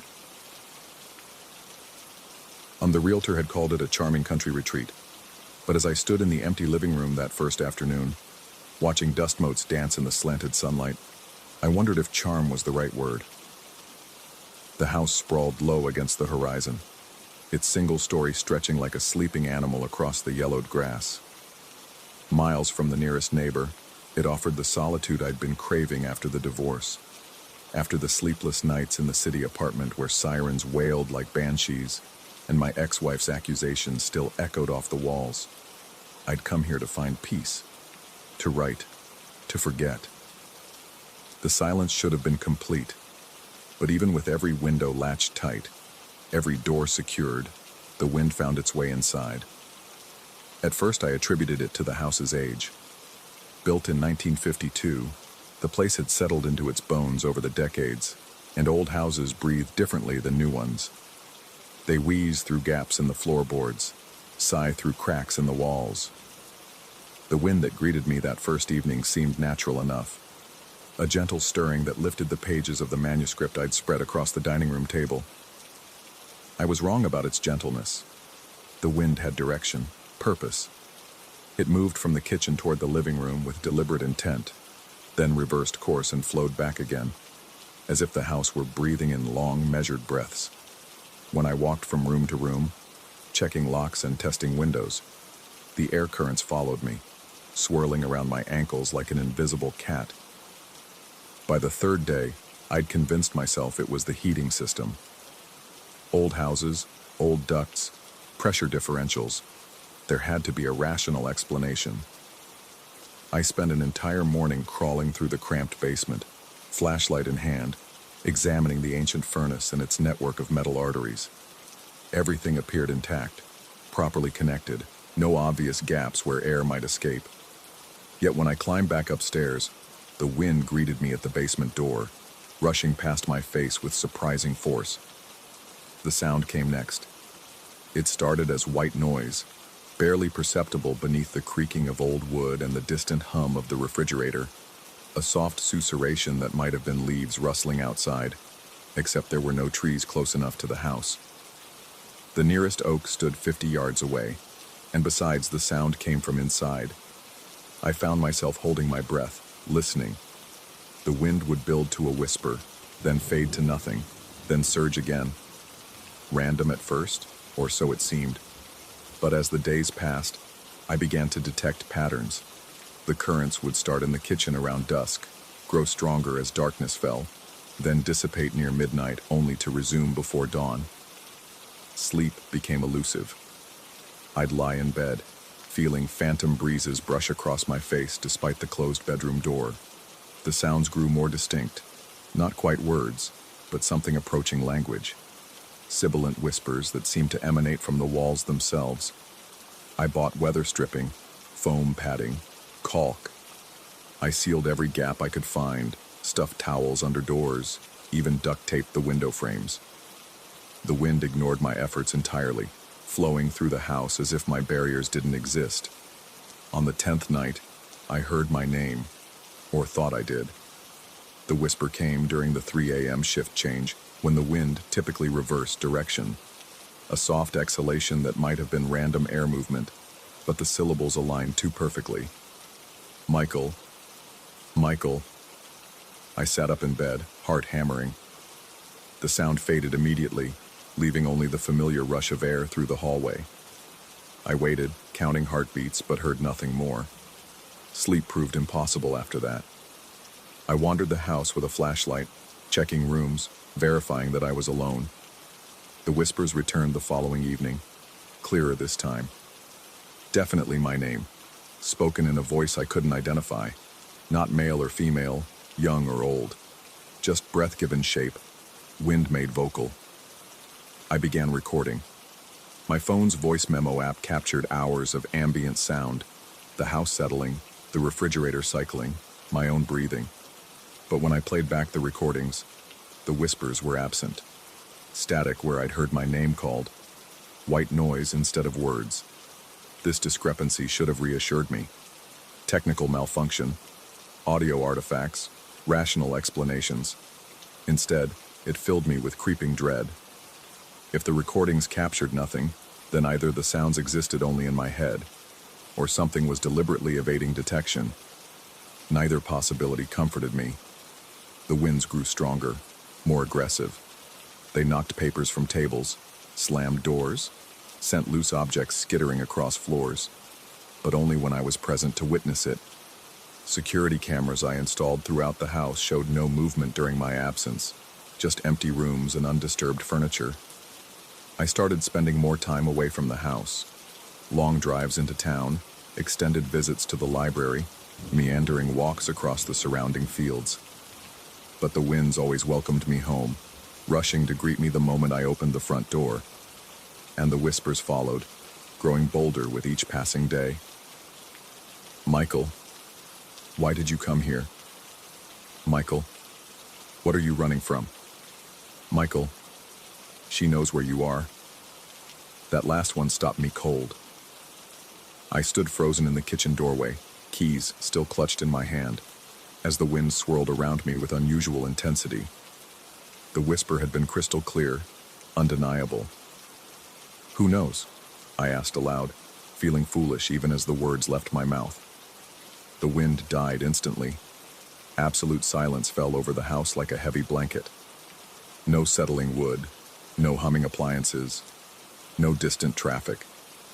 Nothing. The silence pressed against my eardrums until they ached. Then, so soft I almost missed it. You know, I called my ex-wife that night. Something I'd sworn I wouldn't do. Something that violated the restraining order she'd filed during those final, ugly months. But the phone rang straight to voicemail, and her recorded voice sounded wrong, distorted, as if heard through water. Sarah, it's me. I know I'm not supposed to call, but something's happening here. I think... The line went dead. When I tried calling back, the number was disconnected. I checked online. Sarah Morrison, my wife of 8 years, had no digital footprint, no social media accounts, no phone listings, no employment records. It was as if she'd never existed. Panic set in then, real and choking. I pulled out photo albums, searching for pictures of our wedding, our honeymoon, the countless birthdays and anniversaries. The albums were empty, every page blank, as if the photographs had been carefully removed. But I remembered. I remembered everything. Her laugh, her temper, the way she twisted her wedding ring when nervous, the arguments that escalated into screaming matches, the night she'd thrown a coffee mug at my head, the papers served by a stone-faced deputy. The wind resumed its whispers as I sat on the living room floor, surrounded by empty photo albums. Michael. There was no Sarah. Michael. There was no divorce. Michael. There was never anyone. I ran then, fled the house in my pajamas, barefoot across the cold ground. My car wouldn't start. The engine turned over but wouldn't catch, as if some vital component had been disconnected. I tried calling 911, but my phone showed no signal despite 4 bars just hours earlier. The wind followed me outside, rustling through grass that shouldn't have moved in the still night air. It carried new whispers, dozens of voices now, all speaking in unison. Michael, come back. Michael, you can't leave. Michael, this is where you belong.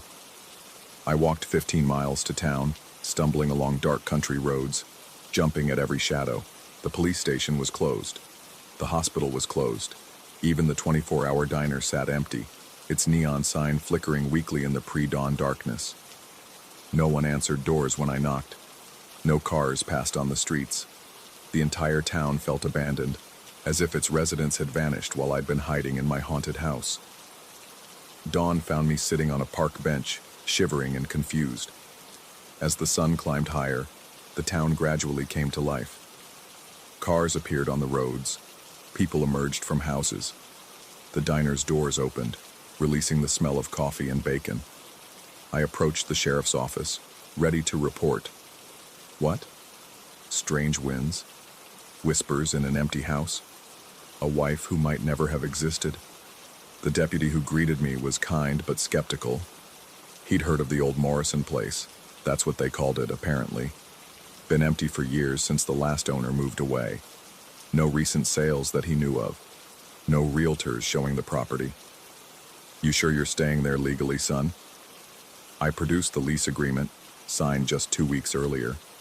The deputy examined it carefully, then handed it back with a frown. This signature, you write this yourself? I looked at the document more closely. The landlord's signature was in my own handwriting. The date was wrong, off by 3 years, and the address listed wasn't for the Morrison place at all, but for a house that had burned down before I was born. The drive back felt endless. The house waited for me exactly as I'd left it, doors standing open, lights blazing. My car started immediately this time, as if it had never malfunctioned. Inside, the wind welcomed me with gentle caresses, almost affectionate now. The whispers had changed too, becoming softer, more familiar. Michael, you're home. Michael, you never left. Michael, you never can. I understood then, with cold clarity that made my knees buckle. The divorce papers scattered across the kitchen table weren't real. They were blank sheets of paper that my mind interpreted as legal documents. The boxes I'd packed and moved weren't full of possessions. They were empty containers I'd carried from room to room, acting out an elaborate pantomime. The house had never been empty when I arrived. I'd been here all along. The wind stilled as I made this realization, and in the sudden quiet, I heard something new. The steady beeping of machines, the soft whisper of mechanical ventilation, the distant murmur of voices discussing dosages and response levels. For just a moment, the house flickered around me like a television with poor reception. The living room became a small, sterile space with white walls and a single window overlooking a parking lot. The familiar furniture dissolved into a narrow bed, monitoring equipment, and a chair where someone had left a vase of wilted flowers. Then the wind returned with redoubled force, drowning out the foreign sounds, restoring the illusion of my country retreat. The whispers rose to a roar that seemed to come from everywhere and nowhere. Michael, stay with us. Michael, this is better. Michael, this is real. And perhaps it is. Perhaps reality is whatever feels most true, whatever hurts the least. The wind has grown gentler now, almost protective. It guides me through my daily routines, reminds me to eat, encourages me to sleep. Sometimes it brings the scent of coffee brewing or the sound of rain on windows, little comforts that make the endless days more bearable. I've stopped fighting it. What would be the point? The alternative, that other place with its machines and white walls, holds no appeal. Here, in my house that breathes with phantom winds, I can pretend that somewhere out there, a woman named Sarah Morrison remembers our life together. I can pretend that the divorce was real, that my pain has a source, that my isolation serves a purpose. The wind whispers agreements to all my pretenses. And if sometimes in the deepest part of night, I hear other voices beneath the constant susurration, voices that sound like doctors and nurses discussing a patient who hasn't spoken in months, well, those are just echoes from a world I've chosen to leave behind. The wind tells me I made the right choice. The wind tells me I'm home. The wind never lies. Story 14. The rain had stopped 20 minutes ago, but the concrete still wept. I adjusted my camera strap and stepped through the rusted gates of what had once been the Thornfield textile factory, now transformed into a memorial for the workers who had spent their lives within these crumbling walls. The Brazilian humidity clung to my skin like a second layer of clothing, and I could taste the metallic tang of oxidized metal and old suffering in the air. As a documentary photographer, I'd visited countless abandoned places, but something about this memorial felt different. Perhaps it was the way the late afternoon light filtered through the broken windows, casting angular shadows that seemed to move when I wasn't looking directly at them. Or maybe it was the oppressive silence that hung over the complex like a burial shroud, broken only by the occasional drip of condensation falling from rusted beams overhead. The main building stretched before me, its brick facade stained with decades of weather and neglect. Plaques had been mounted along the entrance pathway, bearing the names and photographs of workers from different eras. Their faces stared out from behind rain-spotted glass, eyes that seemed to follow my movement as I walked deeper into the memorial grounds. I raised my camera and began documenting their weathered features, the way time had both preserved and eroded their memory. The first nudge came as I was adjusting my lens settings near a memorial garden. It was gentle, almost affectionate, the kind of touch you might receive from someone trying to get your attention without startling you. I turned around, expecting to see another visitor, or perhaps a memorial guide, but found only empty space and the distant outline of the factory's smokestacks against the darkening sky. I shrugged and returned to my photography, but the sensation lingered on my shoulder blades like phantom fingers. The memorial garden was beautifully maintained, with small flowering bushes planted in geometric patterns around a central fountain that no longer worked. Water had collected in its basin from the recent rain, creating a mirror-like surface that reflected the gray clouds above. I crouched down to capture the reflection, adjusting my angle to include both the dead fountain and the living plants that surrounded it. That's when I saw the first footprint. It appeared in the wet sand beside the fountain's edge while I was looking through my viewfinder, a small impression, no longer than my thumb, perfectly formed as if someone had just stepped there. I lowered my camera and stared at the mark. The sand around it was smooth and undisturbed, showing no trail leading to or from the solitary print. I looked around the garden more carefully, searching for any sign of how someone could have made such a mark without leaving other traces. The silence seemed to deepen as I studied the footprint. Even the distant sounds of traffic from the main road had faded, leaving only the subtle whisper of my own breathing and the occasional rustle of leaves in the memorial's carefully tended landscaping. I took several photographs of the mysterious impression, documenting it from different angles while trying to rationalize its presence. Perhaps a small animal had passed through, or maybe the rain had created some strange erosion pattern in the sand. But animals don't wear shoes, and erosion doesn't create perfect heel-to-toe impressions. I continued my documentation, moving through the memorial's various sections while fighting off an increasing sense of unease. The feeling of being watched had settled over me like a heavy coat, making every movement feel deliberate and exposed. I photographed the memorial walls covered with workers' personal belongings, lunch pails, tools, faded family photographs, all arranged behind protective glass like exhibits in a museum of lost lives. The second nudge came as I was documenting a display of old textile machinery. This time it was more insistent, a firm but gentle pressure against my lower back that made me step forward involuntarily. I spun around quickly, camera ready, but again found nothing except the empty memorial space. The sensation left a warm spot on my back, as if someone had pressed their palm against my shirt and held it there for several heartbeats. My hands began to shake slightly as I checked my camera settings. I told myself it was just the humidity, or perhaps the stress of traveling, but deep down I knew something else was happening here. The memorial felt alive in a way that defied explanation, as if the memories preserved within its walls had taken on their own form of consciousness. As I moved toward the main factory building, more footprints began appearing in the wet surfaces around me. They materialized in puddles, in patches of muddy ground, in the fine layer of dust that coated the memorial's walking paths. Always small, always perfectly formed, always appearing just at the edge of my vision when I wasn't looking directly. I would catch the movement in my peripheral vision, a slight disturbance in the water, a barely perceptible shift in the dust, and turn to find another tiny footprint that hadn't been there moments before. The prints began forming pairs, walking side by side in a deliberate pattern that led deeper into the memorial complex. I found myself following them, drawn by a curiosity that overrode my growing apprehension. The footprints led me through the memorial's chronological displays, past photographs documenting the factory's entire operational history, around sculptural installations, honoring different generations of workers. Each step I took seemed to trigger more manifestations. The gentle nudges against my back became more frequent, sometimes accompanied by what felt like small hands, briefly touching my shoulders or elbows. The sensations were never threatening, but they carried an urgency that made my heart race. It was as if someone was trying to guide me somewhere, to show me something that I wasn't yet capable of seeing.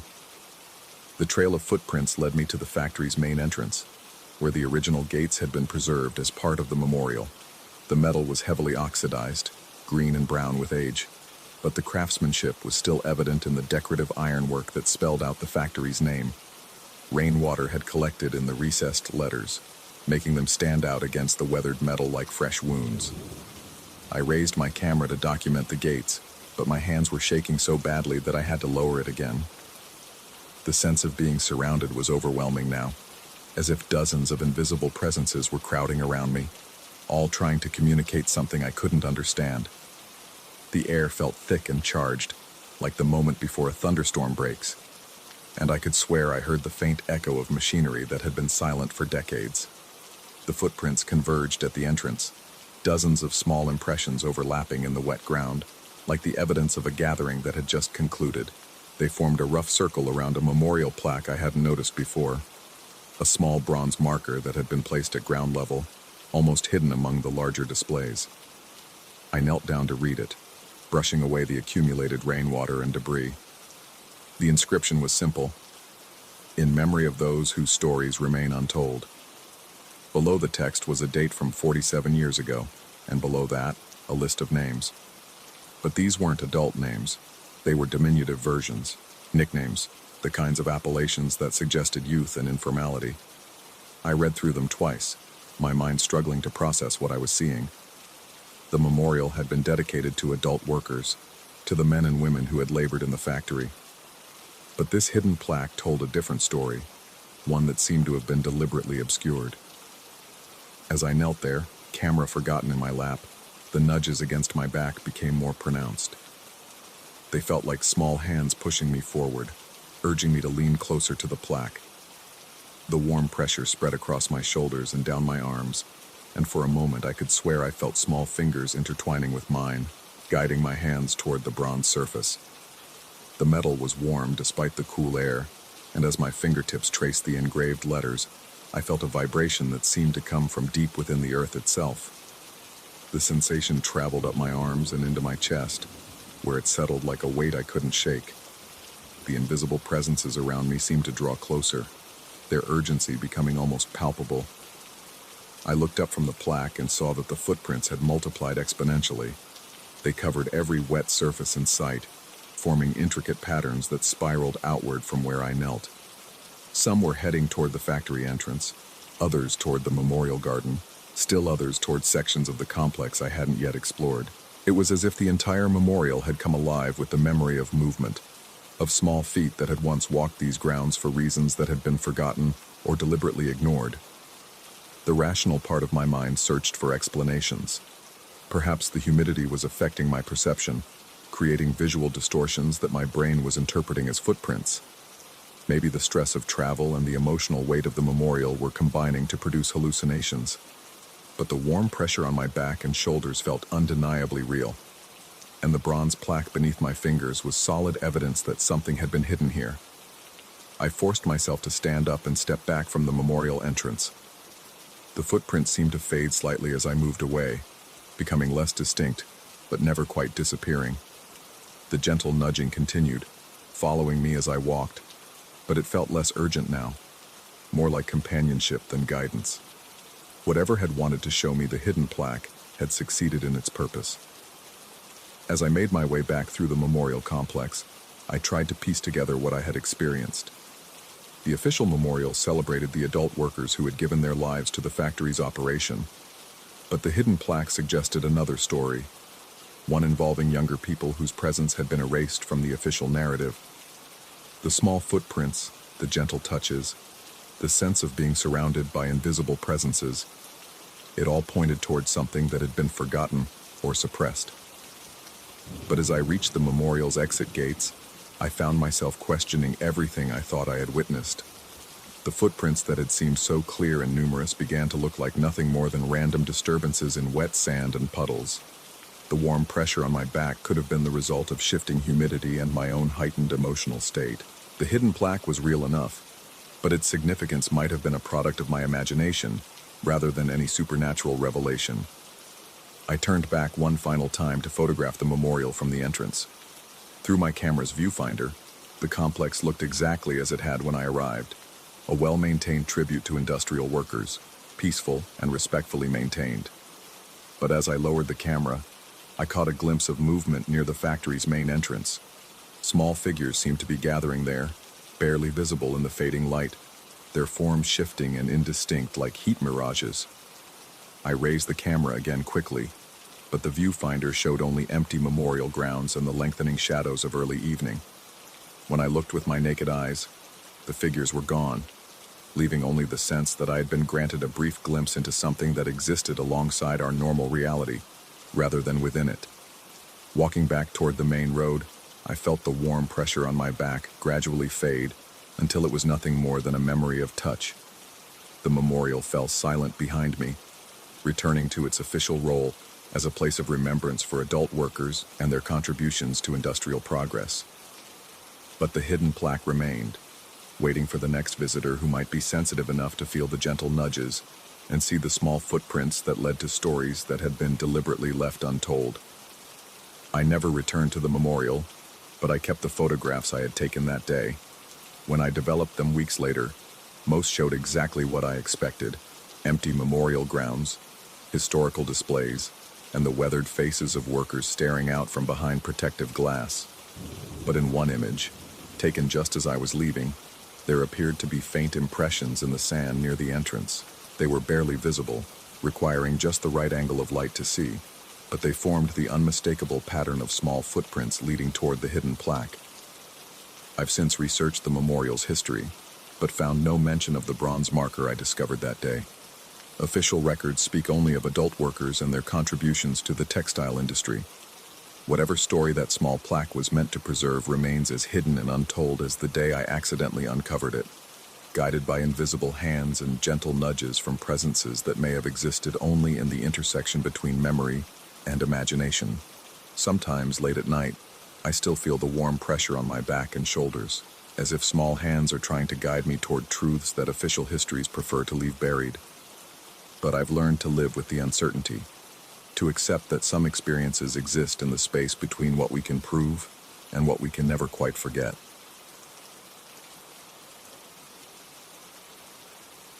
Story 15. The building breathed at night.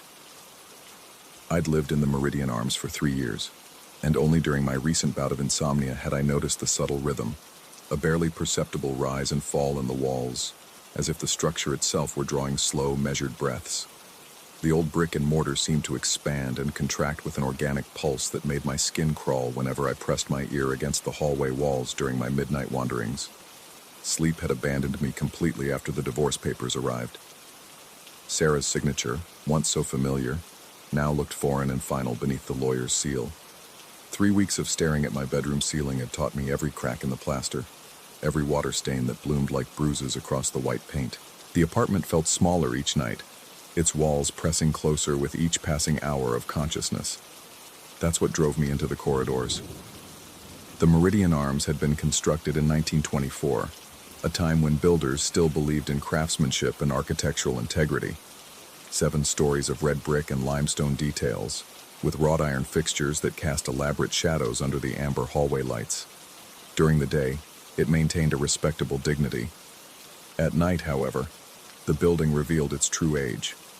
Settling joints groaned like arthritic bones, pipes sang with metallic voices, and the elevator cables whispered secrets as they carried their burden between floors. My apartment sat on the 6th floor, and I'd mapped every inch of the building during my insomnic explorations. Floors 1 through 7, basement and sub-basement, even the narrow service stairs that led to the roof access. I knew the building's anatomy like a surgeon knows the human body, which is why the staircase shouldn't have existed. It was during my 4th consecutive sleepless night that I found it. I'd been walking the hallways again, my bare feet silent against the worn carpet runners, when I noticed something peculiar between the 3rd and 4th floors. The main staircase, a grand thing with carved banisters and marble steps, had always risen in a straight shot from floor to floor. But now, there was a landing I'd never seen before. I stopped, my hand gripping the cold metal railing. The landing branched off to the right, where a narrower set of stairs led upward into shadows. The wall, where I'd walked countless times before, now featured an archway, as if it had always been there, as if my memory had simply failed to register this architectural detail during 3 years of residency. The air tasted different here, thicker, with an undercurrent of something I couldn't identify. Not quite decay, but a mustiness that suggested spaces long undisturbed. My fingers traced the carved molding around the archway, solid and real beneath my touch. The craftsmanship matched the rest of the building perfectly, down to the specific grain pattern in the dark wood trim. I climbed. The stairs were narrower than the main staircase, with a lower ceiling that forced me to duck slightly as I ascended. Brass sconces lined the walls, their bulbs dimmed to an amber glow that cast more shadows than light. The carpet here was different too, deeper, more luxurious, with a pattern I didn't recognize despite my detailed knowledge of the building's interior design.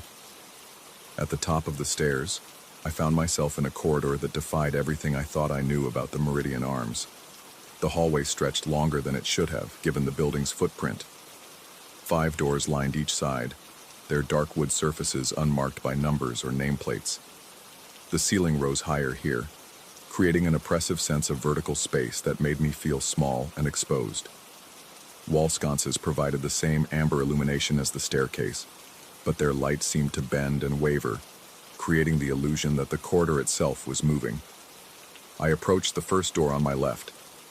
The brass handle was warm beneath my palm, almost body temperature, which struck me as odd in a building where the heating system barely functioned during winter months. I turned the handle, expecting resistance, but it gave way easily. The room beyond was empty, but not in the way of a vacant apartment. This emptiness felt deliberate, curated. The hardwood floors gleamed with a finish that reflected the amber light in serpentine patterns. The walls bore impressions, subtle indentations where furniture had once stood, rectangles of slightly different paint where pictures had hung. Someone had lived here recently, but all traces of their existence had been carefully removed. I backed out and tried the next door. This room was identical in layout, but carried the lingering scent of something floral and cloying, like funeral flowers left too long in stagnant water. The air was warmer here, almost tropical, despite the building's consistent temperature throughout the rest of the structure.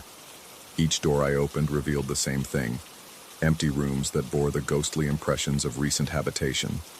Furniture marks on floors, nail holes in walls, but no actual evidence of current occupancy. The silence in these rooms was profound, not just an absence of sound, but a presence of quiet so complete it pressed against my eardrums like water. I must have spent an hour exploring the corridor, moving from door to door with increasing fascination and growing unease. The logical part of my mind insisted this was impossible. There was no space in the building's architecture for this floor, no way for 10 additional rooms to exist between the 3rd and 4th floors without fundamentally altering the structure's dimensions. But here I stood, my feet planted firmly on floors that shouldn't exist, breathing air that tasted of secrets and old roses. When I finally returned to the staircase, my legs felt heavy, as if I'd been walking for miles instead of minutes. The descent seemed longer than the climb, each step echoing with a hollow sound that hadn't been present during my ascent. By the time I reached the main staircase, exhaustion had finally claimed me. I stumbled back to my apartment and fell into the first real sleep I'd experienced in weeks. I woke the next afternoon with the kind of disorientation that follows particularly vivid dreams. Sunlight streamed through my bedroom windows, carrying the normal sounds of daytime activity, traffic from the street below, voices in the hallway, the distant hum of the building's ancient HVAC system. The events of the previous night felt surreal, like memories viewed through frosted glass. But I could still taste that thick floral air. I dressed quickly and made my way to the main staircase. Between the 3rd and 4th floors, I found exactly what I expected to find. Smooth wall where the archway had been. Unbroken plaster painted the same institutional beige as the rest of the building. I ran my hands across the surface, searching for any indication of the opening I'd discovered.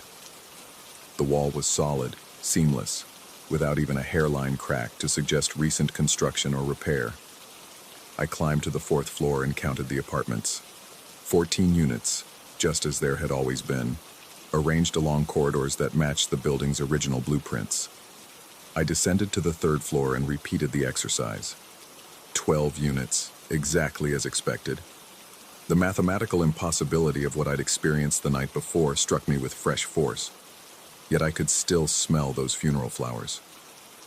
The next few days passed in a haze of second-guessing and rational explanations. Sleep deprivation could cause hallucinations, I reasoned. The stress of the divorce, combined with weeks of insomnia, had obviously taken a greater toll on my mental state than I'd realized. The human brain was capable of constructing remarkably detailed false experiences when pushed beyond its normal limits. I began taking melatonin and forced myself to maintain a rigid sleep schedule. I avoided the staircase areas entirely, taking the elevator between floors and keeping my nighttime wanderings confined to my own hallway. For 3 nights, this strategy seemed to work. I slept fitfully but consistently, waking each morning with a clearer head and a growing confidence that I'd simply experienced a particularly elaborate stress-induced hallucination. Then I heard the footsteps. They began on the 4th night of my self-imposed routine, starting just after midnight with a slow, measured pace directly above my bedroom ceiling. This wasn't unusual in itself. The Meridian Arms had thin floors, and I'd grown accustomed to hearing my upstairs neighbors moving around at all hours. But these footsteps had a different quality, a deliberate rhythm that suggested someone pacing, rather than simply walking from room to room. I lay in bed, tracking the movement across my ceiling. The footsteps began at what would have been the front of the apartment above mine, moved toward the back in a straight line, then returned via the same path, back and forth, with mechanical precision, for exactly 17 minutes. Then silence. The next night, the pattern repeated. Same time, same duration, same methodical pacing. I began timing the intervals with my phone's stopwatch. The footsteps began at 12:47 a.m. and ended at 1:04 a.m. without variation. By the 6th night, I could predict the routine with perfect accuracy. More troubling, I'd begun to notice other sounds accompanying the footsteps. A low murmur, almost like conversation, but too indistinct to make out individual words. Occasionally, a sound that might have been furniture being moved across the floor. Once, something that sounded distinctly like sobbing, though it lasted only a few seconds before being absorbed back into the general pattern of movement. I decided to investigate. Mrs. Chen lived in 7B, directly above my apartment. She was an elderly woman who'd resided in the building longer than anyone, and we'd exchanged pleasantries in the elevator countless times over the years. She was typically in bed by 9 p.m. and rose before dawn to practice Tai Chi in the building's small courtyard. The idea of her pacing her apartment past midnight seemed completely out of character. I knocked on her door the following morning. She answered wearing a floral housecoat and carrying a cup of tea that steamed with the scent of jasmine. Her expression was polite but curious, as I explained my concern about the nighttime noise. She listened patiently as I described the footsteps, the voices, the general disturbance that had been emanating from her apartment. Her response made my stomach clench with a cold that had nothing to do with the building's inadequate heating. She hadn't been home for the past week. Her sister in Chinatown had fallen ill, and Mrs. Chen had been staying there to provide care. She showed me the keys to 7B, which she'd been carrying with her, and offered to let me examine the apartment to verify its emptiness. We rode the elevator up together, and she unlocked her door with hands that shook slightly, whether from age or concern I couldn't tell. The apartment was exactly as she'd described, empty, clean, with that particular stillness that characterizes unoccupied spaces. Dust motes danced in the afternoon sunlight streaming through windows that overlooked the courtyard. No signs of recent activity, no indication that anyone had been walking those floors at 12:47 a.m. for the past 6 nights. But as we stood in her living room, directly above my bedroom, I could swear I smelled something familiar. That same cloying floral scent I'd encountered in the impossible corridor. Mrs. Chen noticed my expression and asked if I was feeling well. I mumbled some excuse about work stress and thanked her for her time. As the elevator carried me back to the 6th floor, I tried to construct rational explanations for what I'd been hearing. Sound could travel in strange ways through old buildings. Perhaps the footsteps were coming from a different apartment, the acoustics distorted by the structure's architecture. Perhaps I'd been mistaken about their location, but that night, at exactly 12:47 a.m., they began again. This time, I was ready. I'd positioned myself in my living room with a clear view of the ceiling, a notebook in hand to document the patterns I was hearing. The footsteps started at the front of the apartment above. I could track their movement across the ceiling with perfect clarity. Back and forth, that same measured pace, accompanied now by what sounded unmistakably like multiple voices engaged in urgent conversation. I grabbed a flashlight and headed for the staircase. The main stairs were empty, lit by the same amber sconces that had illuminated my previous explorations. I climbed to the 7th floor and walked the hallway, pressing my ear to each door as I passed. Silence from every apartment except a few where televisions murmured or air conditioning units hummed.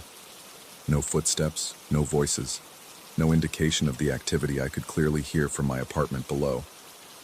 Frustrated and increasingly disturbed, I returned to the 6th floor. As soon as I entered my apartment, the sounds resumed, directly above me, as clear and distinct as if the people making them were standing in my own living room. I spent the remainder of the night sitting in my kitchen, as far from my bedroom as possible, drinking coffee and trying to make sense of what was happening. The logical explanations were becoming increasingly strained. Sleep deprivation and stress could account for hallucinations, but not for sounds that occurred with such consistent timing and pattern. Either I was experiencing a complete psychological breakdown, or something genuinely impossible was occurring in the Meridian Arms. The next morning brought no clarity, only a growing sense of unease that followed me through my daily routine. I found myself listening constantly for sounds from above, jumping at every creak and settle in the building's aging frame. The normal acoustic environment of the Meridian Arms had become threatening, each sound potentially connected to whatever was happening in the space that shouldn't exist. I began researching the building's history. The New York Public Library's architectural records contained the original blueprints for the Meridian Arms, filed in 1923 and approved for construction the following year. 7 floors, exactly as I'd always known them, with no indication of any intermediate levels or hidden spaces. The building had been constructed by Morrison and Associates, a firm known for their adherence to both safety codes and aesthetic principles. But in the newspaper archives, I found something interesting. A small item from the New York Times, dated October 15, 1925, described a tragic incident at the newly opened Meridian Arms.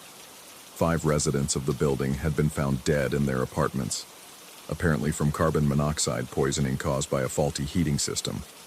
The victims were all residents of what the article referred to as the intermediate floor, though it provided no additional details about this location. I searched for follow-up articles but found nothing. It was as if the story had been deliberately buried, forgotten in the rush of jazz-age headlines and Prohibition-era scandals. But that single reference to an intermediate floor made my hands shake as I scrolled through the microfilm reader. I requested the building's inspection records from the city archives. According to official documents, no carbon monoxide incident had ever been reported at the Meridian Arms. The heating system had been inspected annually since 1925 and had never failed any safety evaluations. There was no record of any deaths in the building during its first year of operation, yet the newspaper article existed, printed in black and white, describing events that official records claimed had never occurred. That night, I waited. At 12:47 a.m., the footsteps began as usual, but this time, I was prepared for something different. Instead of investigating the 7th floor, I made my way to the main staircase between the 3rd and 4th floors. I stood where I'd found the archway during my first encounter, pressing my hands against the smooth wall that had swallowed the impossible corridor. The wall was warm, not the ambient temperature of the building's heating system, but body warm, as if something living were breathing just behind the plaster. I pressed my ear against the surface and heard something that made my blood freeze. Footsteps, voices, the same sounds I'd been hearing above my apartment, but muffled by the wall between us. And something else, a sound I recognized from my exploration of those empty rooms. The rustle of fabric, the creak of floorboards, the subtle acoustics of people moving through furnished spaces. The intermediate floor wasn't empty anymore. It was occupied. I backed away from the wall, my heart hammering against my ribs. The logical part of my mind screamed that this was impossible, that walls couldn't be warm without reason, that sounds couldn't emanate from spaces that didn't exist, but my senses were providing evidence that logic couldn't explain away. As I stood there in the amber light of the staircase, trying to process what I was experiencing, the sounds behind the wall changed. The footsteps stopped. The voices fell silent. In the sudden quiet, I became aware of something else. The feeling of being watched. It was subtle at first, just a prickle at the back of my neck that made me turn and look over my shoulder. The staircase above and below me was empty, but the sensation persisted. Someone, or something, was observing me with the same intensity I'd been focusing on the wall. Then I heard my name. It came from behind the wall, spoken in a voice I didn't recognize, but that carried an unmistakable tone of invitation. Not shouted, but clearly audible through whatever barrier separated us. A man's voice, cultured and calm, speaking my name as if he'd been expecting me. I ran. I fled up the stairs to my apartment, locked the door behind me, and spent the remainder of the night huddled in my bathroom with the lights on and the fan running to mask any sounds from above. But even through the mechanical noise, I could hear them. Footsteps, voices, and now what sounded like furniture being arranged, as if the residents of the impossible floor were preparing for something. Morning brought no relief. The sounds had stopped with dawn, as they always did, but the knowledge of what I'd experienced made normal activities feel surreal. How could I shower and dress and make coffee while knowing that an entire floor of people existed in a space that defied physical law? How could I continue my routine while invisible neighbors called my name through walls that shouldn't be warm? I called in sick to work and spent the day researching everything I could find about impossible architecture, shared hallucinations, and the psychological effects of carbon monoxide exposure. The internet provided plenty of theories, but no satisfactory explanations. Mass hallucinations required multiple witnesses. Carbon monoxide poisoning produced confusion and disorientation, not the kind of detailed, consistent experiences I was having. And the building's heating system had never failed. As evening approached, I found myself dreading the coming night. The pattern had been established. 12:47 a.m. would bring the footsteps, the voices, and now the possibility of direct contact with whatever existed in that impossible space. I considered leaving the building entirely, checking into a hotel, until I could make sense of what was happening. But I also realized that running away wouldn't answer the questions that were consuming me. At 12:30 a.m., I positioned myself at the staircase between the third and fourth floors. I brought a small recorder, though I doubted it would capture anything useful, and a notebook to document the experience. If I was going insane, I wanted to record the process. If something genuinely impossible was occurring, I needed evidence. At 12:47 a.m. exactly, the wall began to warm. The footsteps started a moment later, clearer now that I was positioned directly against the barrier that separated us. I could distinguish at least 3 different sets of steps, each with its own rhythm and pace. The voices followed, a conversation between multiple people, though the words remained indistinct. I pressed the recorder against the wall and spoke my own name, loudly enough to be heard through whatever medium existed between us. The sound stopped immediately.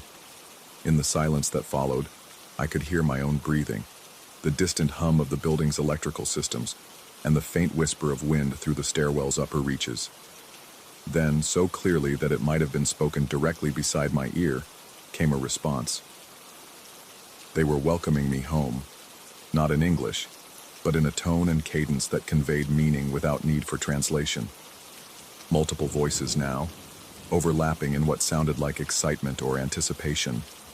They had been waiting for me to understand, to accept what was being offered. The wall beneath my hands grew warmer, then began to soften. I jerked back as the plaster became yielding, like clay that had been warmed in the sun. The surface rippled under my touch, and I realized that the barrier between us was dissolving. Whatever force had hidden the intermediate floor was preparing to reveal it again. But this time, I understood the invitation being extended. They wanted me to join them. The wall continued to soften, and through the dissolving barrier, I could see the amber glow of the corridor I'd explored during my insomnic wandering. The sconces were brighter now, and I could make out movement in the shadows, figures that gestured for me to approach, to step through the wall that was no longer solid. I could see their faces now, or at least the suggestion of faces in the amber light. They were smiling, these residents of the impossible floor, and their expressions carried a warmth that had been absent from the empty rooms during my first exploration. The intermediate floor was no longer vacant. It was home to people who had been waiting patiently for me to understand what was being offered. A place where the normal rules didn't apply, where walls could exist without regard for architectural possibility, where the sounds of life continued long after official records claimed that life had ended, where someone like me, displaced and disconnected, could find a community that existed beyond the boundaries of conventional reality. I reached toward the softening wall, my fingers almost touching the surface that rippled like water, and made my choice. The sun is rising now over the Meridian Arms, and I'm sitting in my apartment on the 6th floor typing these words. The wall between the 3rd and 4th floors is solid again, showing no sign of the archway that opened for me in the pre-dawn darkness. Mrs. Chen returned from her sister's yesterday and confirmed that she's been hearing footsteps above her apartment at exactly 12:47 a.m. She's begun investigating, just as I did. The building breathes at night, and I've learned to breathe with it. There are more residents in the Meridian Arms than the official records indicate, living in spaces that exist between the documented floors. We're a community of the displaced, the forgotten, the officially erased.